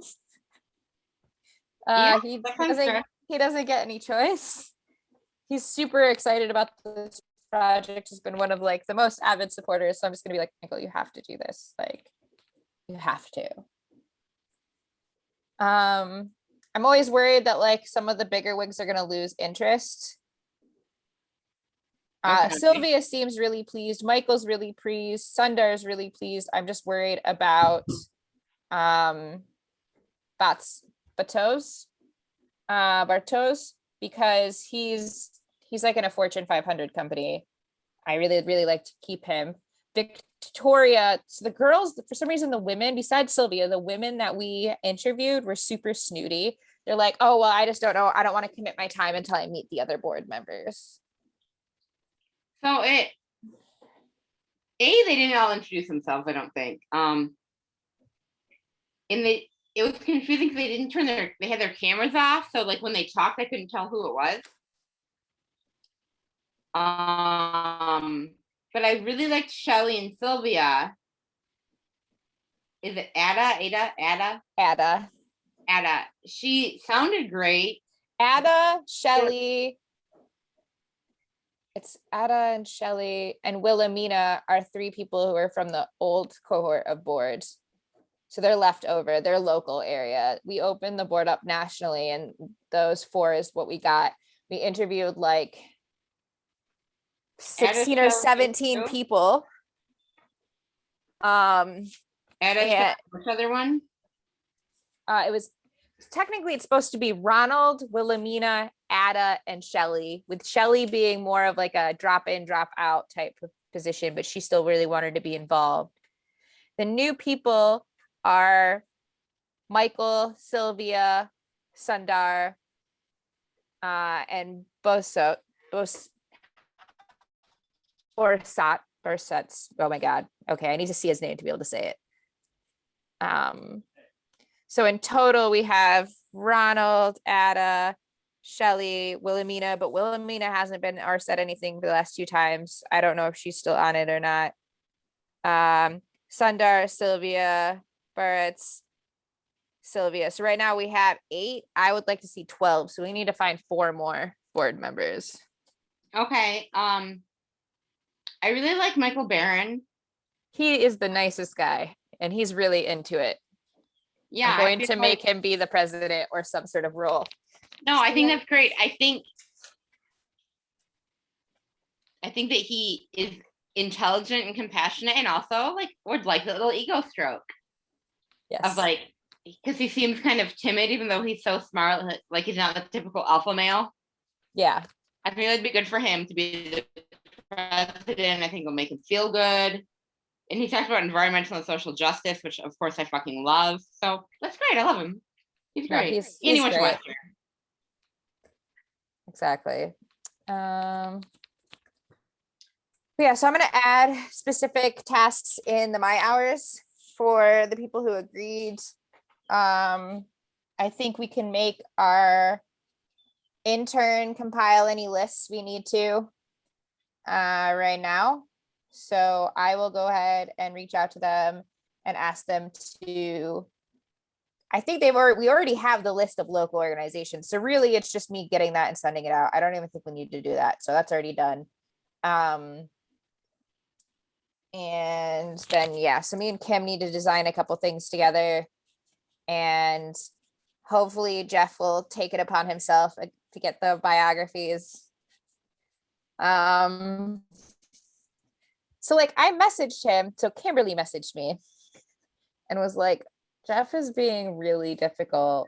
He's like being really just negative and hard to work with. And Jeff, just when you put any decision in front of him, he's just like, I have no idea. You need to like lead him. So just give him tasks that are like, this is the one activity you need to do. Okay. He doesn't want to find his own projects. He doesn't want to lead any projects. He just wants to be able to learn from whoever's leading the project and having someone tell him what to do, which is like, okay, when you don't have to handhold that much, but I need to have a conversation and be like, listen, I realize that you just want to jump on other people's projects, but if we're having to teach you how to do those things in the project, then we might as well have did them ourselves. Why would we split the money with you? He needs to like start So I gaining skills and then.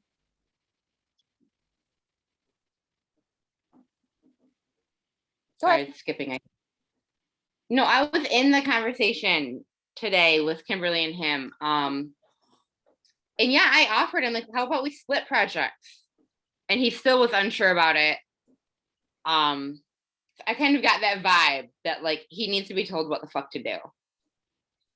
Like given specific tasks, which whatever, I'm cool with that. I'm okay with it because there's lots of things I don't fucking want to do that are tedious. So I like having him around as like the person I throw all the tedious shit I don't want to do on. And also, if he doesn't want to do tedious shit, he can learn to do other shit. That's what I said about, we were talking about like the strategic planning or something. I was like, our job tonight is to get on and to watch Charla and to learn. Like we need to turn ourselves into mini Charlas. So like watch and learn. And he was on. I got to give him credit for that. Yeah, and he didn't quit. So she made it sound like he was like hitting the wall of like, I can't do anything. I'm going to quit. She asked him flat out, are you quitting? And he said, no, I've had this conversation with Charla many times before. I'm not quitting. Yeah. I don't know where I fit. Yeah, he just doesn't. I don't know what is wrong with like men. Like this isn't, I've never had this problem ever with women. I don't know. Because even with Jeff Moyer, like he's super smart and he is very like, he can get stuff done and he's very reliable. But like if you don't tell him exactly what needs to be done, he's like, I didn't know. And then it doesn't get done. And you're like, okay, well, why didn't, at least with Moyer, he tells you he doesn't know. Sometimes Jeff just won't do something and you won't know until like right before it's due. And so if that consistency starts happening, Spangler, if that starts happening, if he doesn't hit deadlines, then you guys have to tell me and then we're going to have to let him go. But if he's hitting deadlines and he's doing the things we're telling him to do, I'd like to keep him around because like I said, I like to throw him the work that I don't want to do. No, I like Spangler. I felt like we worked well on that project. I guess it was a little bit more me leading, but I like him. I'm cool with it. I'm used to people with fucking issues, so it's like whatever. I'm just gonna like tell you what you need to do, I guess. And perhaps maybe Kimberly just upbeat and excited for him, and he's just like can't handle that. Don't like people who are super happy.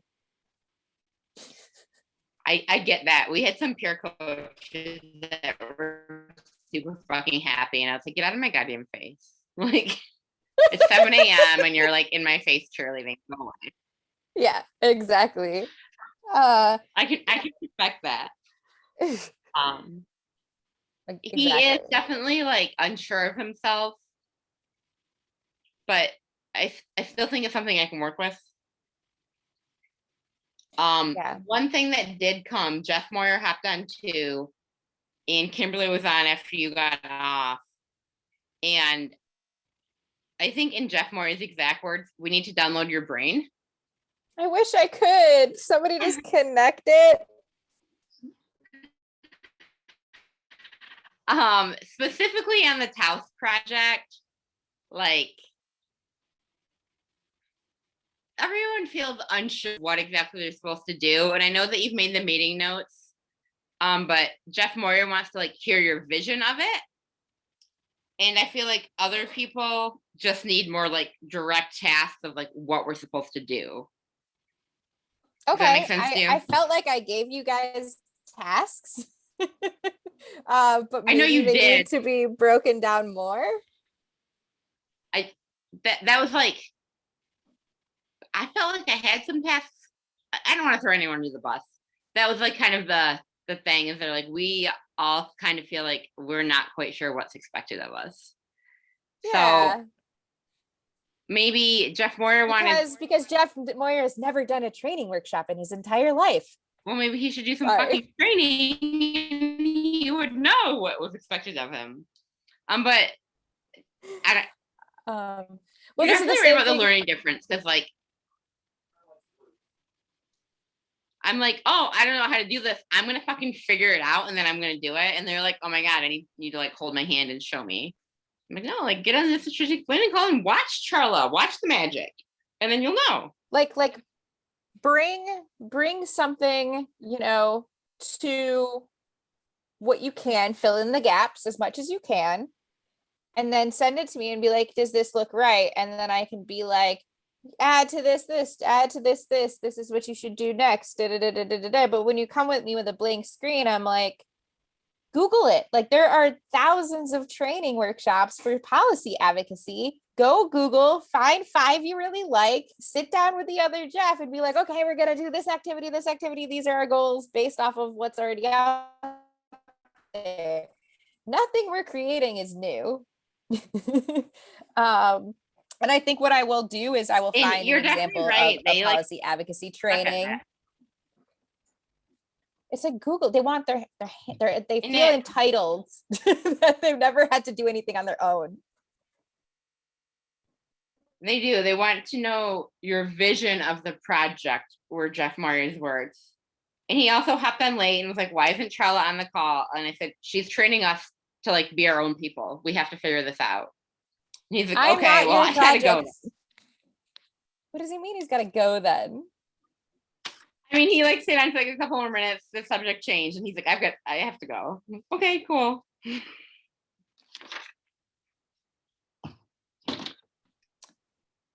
But yeah, I think it would be great if he read the documents in the Taos folder.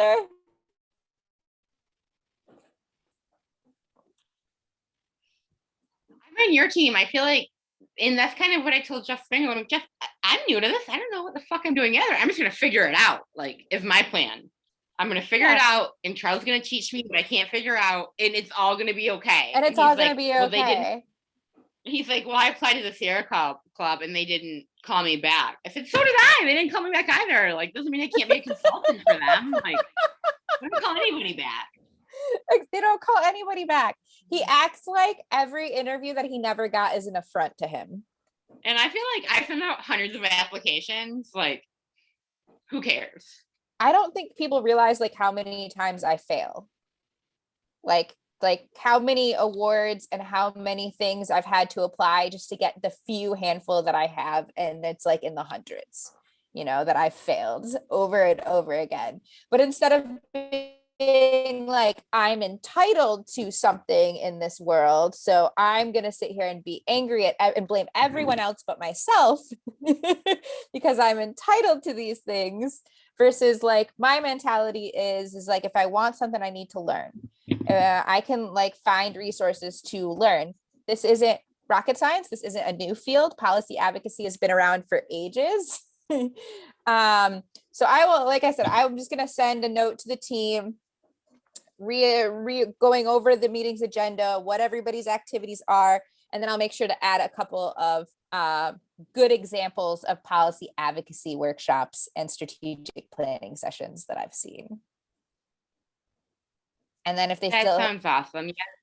But please feel free to be like, have you Googled this? Did you read the documents in the folder? Did you, you know, we have these things written down. They're somewhere. And don't feel like you need to spend a lot of time holding their hands. You know, be nice and courteous, but like also be like, here's the information, do the research, it's available to you here. Like you can kind of like point them to the website. But I need more Nicoles. Where can I get more Nicoles? Solid question. Can I have another one too? I really need a wife. I need a replica.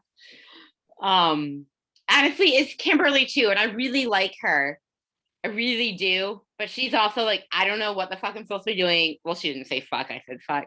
Like, I don't know what I'm supposed to do and how I'm supposed to do it. And I was kind of like, I felt that way too. Just dive in and do something. And you're going to learn along the way. Like, But like, what is dive into she not know to do? All she's, and this will be easier too going on into the future because they'll be there Don't from kill her. the beginning of the project until the end. This one is just because you guys are coming in into the middle. It seems like you guys don't know the plan. And so I'm sure we're going to have like a lot more sessions. But like, again, I'm not going to be able to make every Tuesday meeting for Taos. For Teach, Okay, I'm I not can- even the lead. For the Teach proposal, like, Jeff, I think it's one of you guys are like the lead. So I'm not even necessarily leading on that. Jeff is, so he's going to have to relay that information to you guys for the Teach project. But yeah, did you get an opportunity to read over any of the RFPs? I did. There's a couple that I rejected. Basically, 'cause I don't feel like I have time to do justice to them. There was one that I left in, and then I actually added a couple today when I grants.gov and found some stuff. I was looking specifically for George, because I know Moyer is overwhelmed. Spangler doesn't know what the fuck he wants. So I found some stuff that was maybe good for George. And I guess I don't know. He's got to look at it and see if it's good for him or not. Yeah, that's where I am. Okay, that sounds good. And then did you decide whether you decided you didn't want to take up the proposals to write? Wait, which ones? Hold There on, was a couple we had made you the lead on that you were going to review and see if you wanted to write. I think, let me bring this up. Let me minimize this.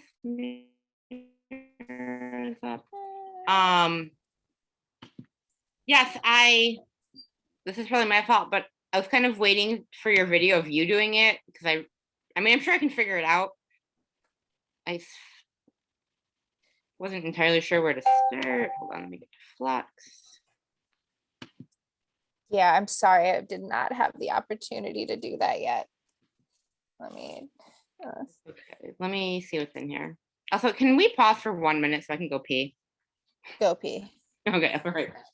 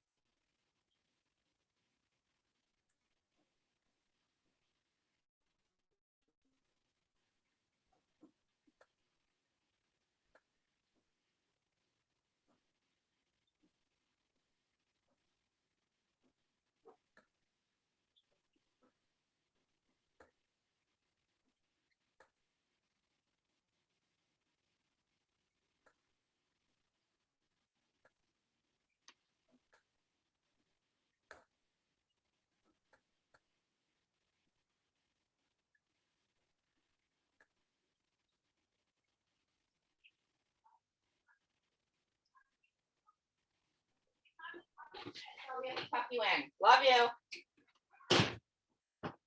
Sorry, my kids are insane. Are you still there? Yeah, it was just the Oakland County Praxis Assessment Tool one that's due on the 16th, right? Okay, I still have that Virginia practice thing open in my tab. I will look at that in more detail tonight. You And don't have to worry about getting that done tonight. If you have time to look it over while you're away, that's fine. If you don't worry about it. But we can easily like get something put together in a few days when you get back. but I'm writing the proposal now, and I started writing it and then I forgot to record myself. And I'm like, you're an idiot, Charlie. You were doing this for another reason, not just to get this proposal done. But I was like in outer space.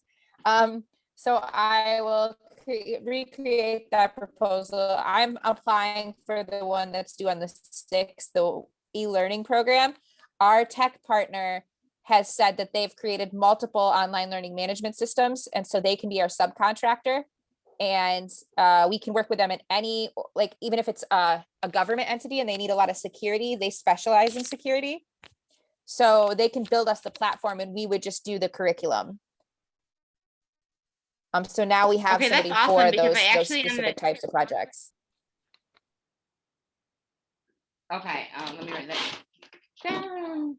They do, what exactly do they do? They can build like more complex software for us. So anything that needs a website that has like security permissions that's used by like governments, they can pretty much build anything. The one thing where we would be a partner though is it needs to have some sort of element of capacity building and training, or it needs somebody to teach them how to use it.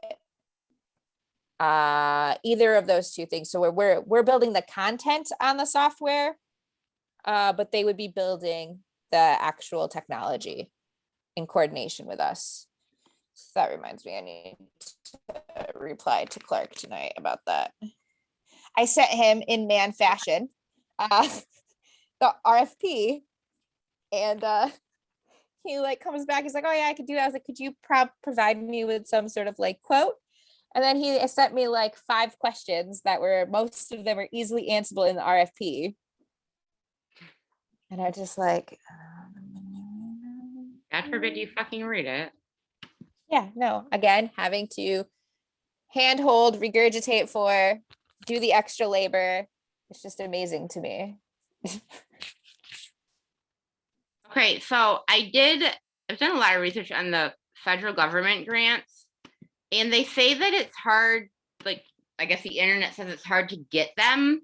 They want people that have done them before. I still put a few in. I feel like we should start with maybe some smaller ones. And looking at it, I can't see where the smaller one I put in is. So that we can establish that relationship and get those giant grants, because there's some cool stuff in there that I was looking specifically for George. But like if you go to the second page and the grants management, the opportunities, like the Healthy Communities program. Oh, that one's pretty small. It's 30,000. It's in New England, but I felt like that might be right up his alley. Yeah. So yeah, you told me that Jason had been at Direct, so I didn't even look at that. I just was looking in other places to find stuff. No, that's great. Those are looking good. They're definitely something we can review. I would also search there's like a, you sent me the bonfire LinkedIn thing, which so I struggled with a little. On LinkedIn, you can actually look up consultant opportunities. So let me. Some of them are like scams, to be honest. Of course. And like you're only gonna know once you reach out to them, because they're gonna want like they wanted a consultant for something, but they didn't actually want to like hire a consultancy. They wanted the person to come on as a consultant with their organization and then be charged like a monthly fee as a member. Okay. So it was like super scammy. But if you go to jobs, and you put in, like, for instance, like remote work, some of the remote work is also like project based, so you could look there. You can also, like I said, look at consultant, and then I want to look at just Michigan So job type,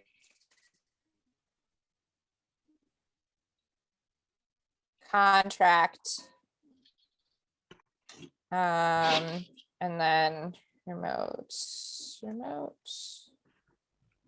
does not need to be remote. Stop it.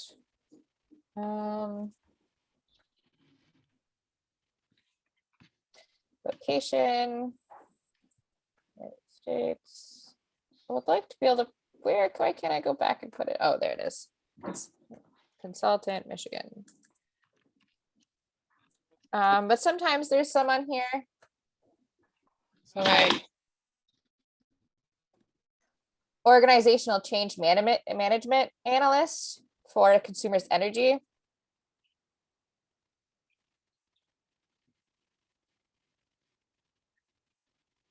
See, this is an IT project, so we might not have the thing for that.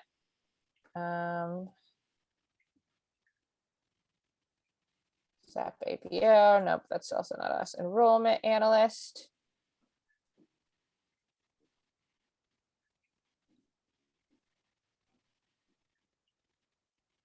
So that might be something that we could apply to. Okay. And you should be able to like go back to this person's website, and they should also be posting it on their website. So you can link back to that instead of going through this application process, because a lot of them don't actually look at like those many applications on this. They have like an internal system that's better to go through. Design strategist consultant. This is perfect for us. This is something we could definitely do. Market research analyst, also something we could probably do. Vulnerability metrics and reporting analysis. That might be something George could do. That kind of sounds Spangler-ish. He told me he likes to collect and review data. He says that, but I really don't. I've not seen him with like do analytic capacity. He says he was supposed to start some analytics course.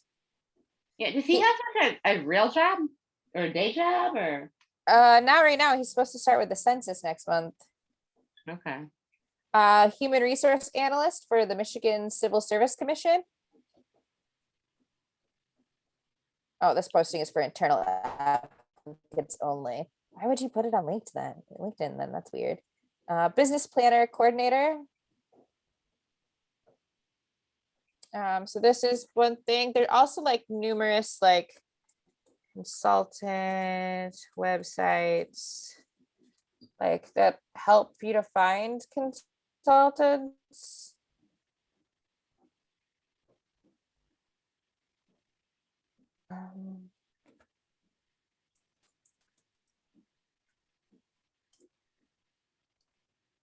So we have like flex jobs, that's what it is. But you can also like, it'll say here too, if you just look at consultant opportunities in Michigan, so it'll automatically consultant, transactions and planning, consultant, Michigan State University. So you'll see like Google actually compiles a lot of them for you too. Okay, and you put in find I consulting literally just put, opportunities. I just put consulting opportunities and it automatically popped up in my search engine. And you can change the location to Massachusetts or all of Michigan, for instance. But here are all different kinds, and it says where it's from on Medley. Some of these you might need an account. Ooh, organization effectiveness consultant. Okay, I will take a look at those. So my priorities are finding George a project, right? Mm-hmm. And finding something for Spangler to do. Or he doesn't need his own project. He doesn't need any of his own projects, so don't even worry about him. Just don't even have that be a fret in your life. Okay, so just focus on George and then find me a project and I can assign some shit to Spangler, right? Yep, exactly. So like use Spangler to do your passion projects. So Okay, that's kind of what I was that thinking. that's, Like, you don't want to do your own good. shit. And then we'll be just busting out proposals. I put up a thing on LinkedIn for a proposal intern. Hopefully we can find 2 this summer to write proposals for us. And Okay. by then you should be feeling like more confident about like what's included in the proposal, kind of where things go that way. These proposals that you're looking at, though, I must forewarn you, aren't like the RFPs that we do. Like normally when we do an RFP, it's like a brief, it's like a concept. No, it's not a full proposal. Whereas some of these grants from the government, they're going to ask for a full proposal, which is usually about a 25-page document, which I don't have any problem helping and assisting on writing these major proposals, but they usually are a couple months long endeavor. And then usually it takes about 6 months to hear back from them. Okay, so I should start with, for speaking out, I should start with just a normal BidNet direct RFP then, right? Yeah, I would start on one of those and learn how to do those first before moving forward into like the long-term proposal writing.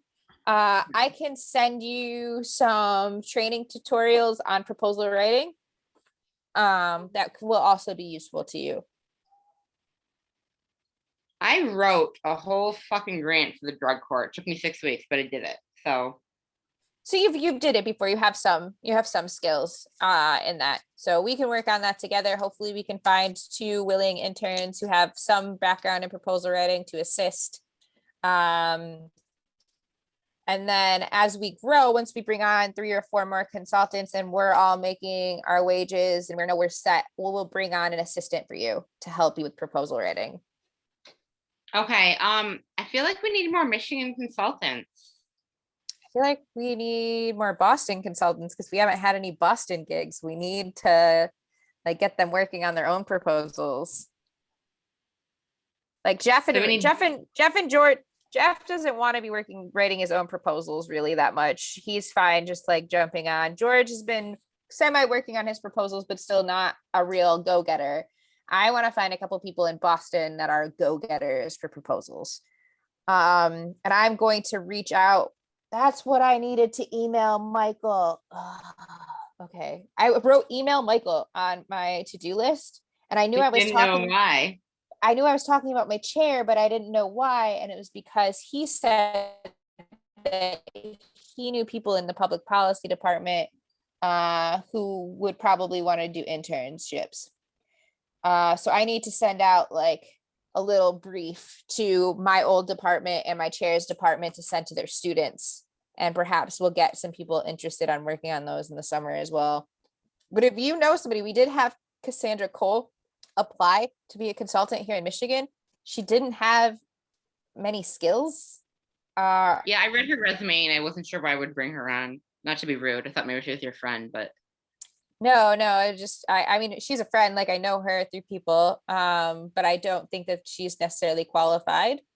I think if it was a staff position, perhaps we could train her. But the consultancy stuff is like.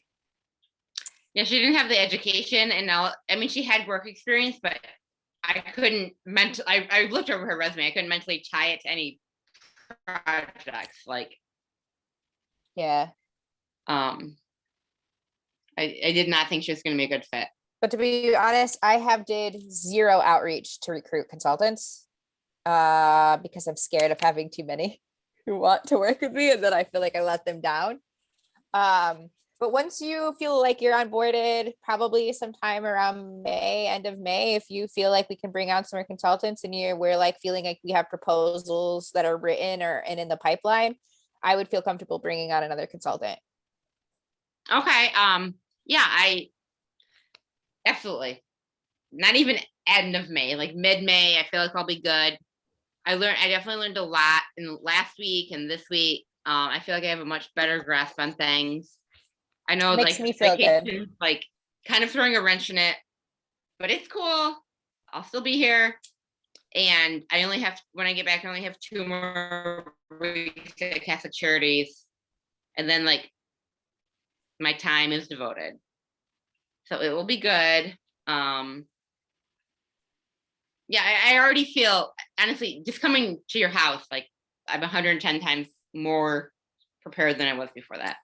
And I love this app, Miro. It's amazing. I love it. I mean, I I love will it always too. love being Literally, in it's like person sitting on way a computer. more. And you can, But there's even lots of with the different templates. I don't know if you, there's a lag. I'm sorry. I'm listening. It's okay. But yeah, I always like to meet in person. I do something similar on the board, but you should take a look here. Let me show you. I don't know if you've looked at this yet, but I could spend like an eternity just looking at this. I think I exited out of that really. Okay, there we go. So if you go back to other projects, you can go and create a new one. Okay, creating a new board. Example. Create and share. Then you can add templates. And it has Kanban frameworks, mind maps, quick retrospections, and then it has the Miroverse where people create their own. So there's a customer question board. And it looks like some of these I haven't even seen, but they put them up so that you can use them. Like just people within the Miro community, we can do the same with our templates. But this is crazy. So it looks the customer, it has like a little video because you can embed videos. So like, let's say if we wanted to do something like this branded to OT, it says customer question board. It gives a little outline of like what to prepare for, attitude versus behavior, all of this, what the voting structure is. And then here they have the customer question board, prepare, explain the objective of the exercise. And then it would go to the next one and it would say, no, it's step 4. Oh, this is an example. This shows like the question board. What do we want to learn about the customer? And then questions discussing cluster, attitudes and behavior. So this just shows you an example. What do they say they want? What's their perception? Because this is how technology is versus what the user is doing with the product or service. And then it goes and it connects it to, you know, more of them. So we can create templates like this to help us plan with our clients. So if It's you, amazing because it's literally how my brain fucking works. Old school with sticky notes on a board. And you just like handed me a computer application that has sticky notes on a board. I love it. I really love it too. And I'm so happy that you do, because I feel like I was the only one using it. I actually took everybody off the membership because it costs $10 per user a month. But perhaps since you're just as like motivated to use it, we can kind of revive our connection with them, because I really like them as an organization. They also have like voting at the bottom of the boxes where you can like everybody who's in the thing has to vote. So if you're making a decision and you're like having to do a voting process, it's directly in there. It has a timer. It has, you know, presentation mode, all kinds of cool things. So definitely there's tutorials on Miro's website. And I hopefully we'll be putting together like a training of Miro ourselves for the OT network at some point. Awesome. And when I get back from vacation, I can do that stuff. I can make training videos. Okay. As long as I can't see my face while I'm recording, I'm okay in camera. It's Yeah. when I can see my face freaking the fuck out and I can't do it. No, I hate it. I hate it too. And in fact, I just had my portraits done for my professional shots, and they sent me them today, and I haven't looked at them yet because I'm just like, I don't want to look at this. This is gonna be horrible. I hate my face right now. I just feel like extra pudgy.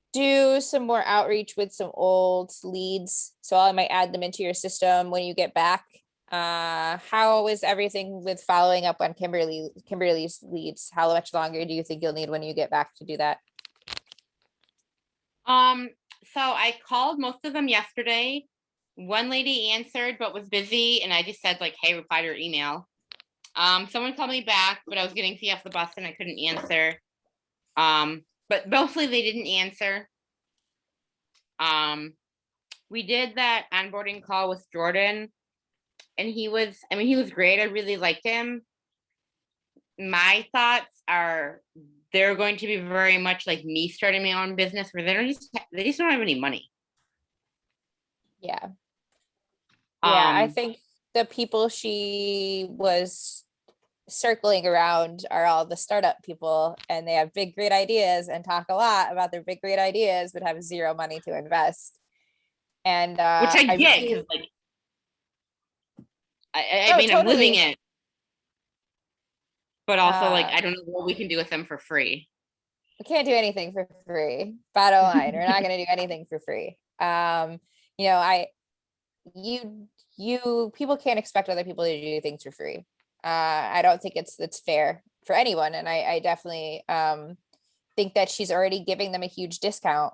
You know, we do logo design and branding for $250, but she's technically should be paid $150 an hour, which would put her branding at $450 instead of $250. And so she's giving them a discount at $250. And I think that's super fair. That's what we put for all of our work too, is $250.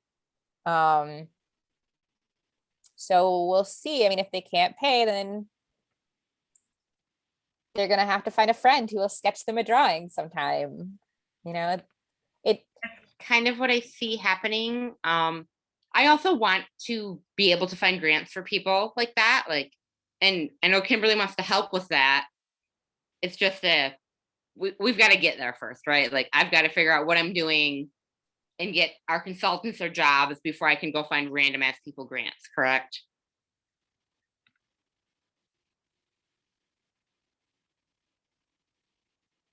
You froze.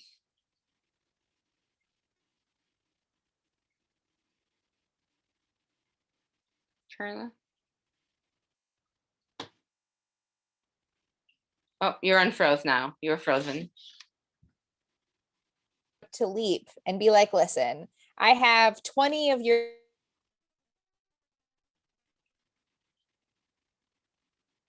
You're frozen again.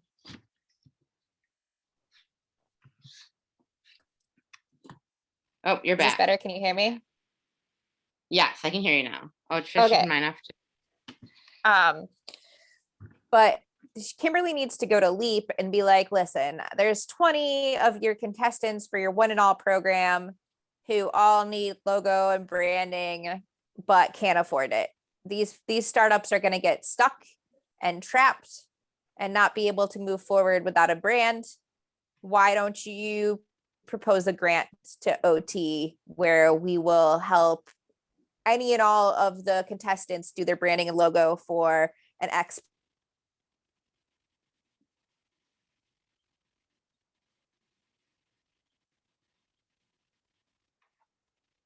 I lost you again. Hold on.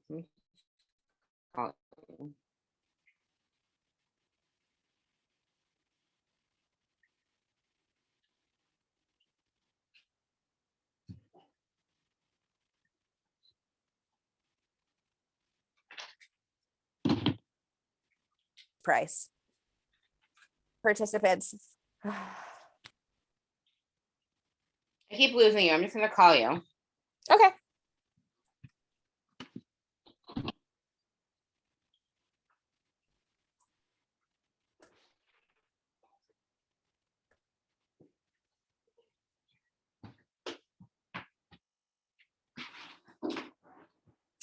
Hey, sorry, I don't know what's going on here.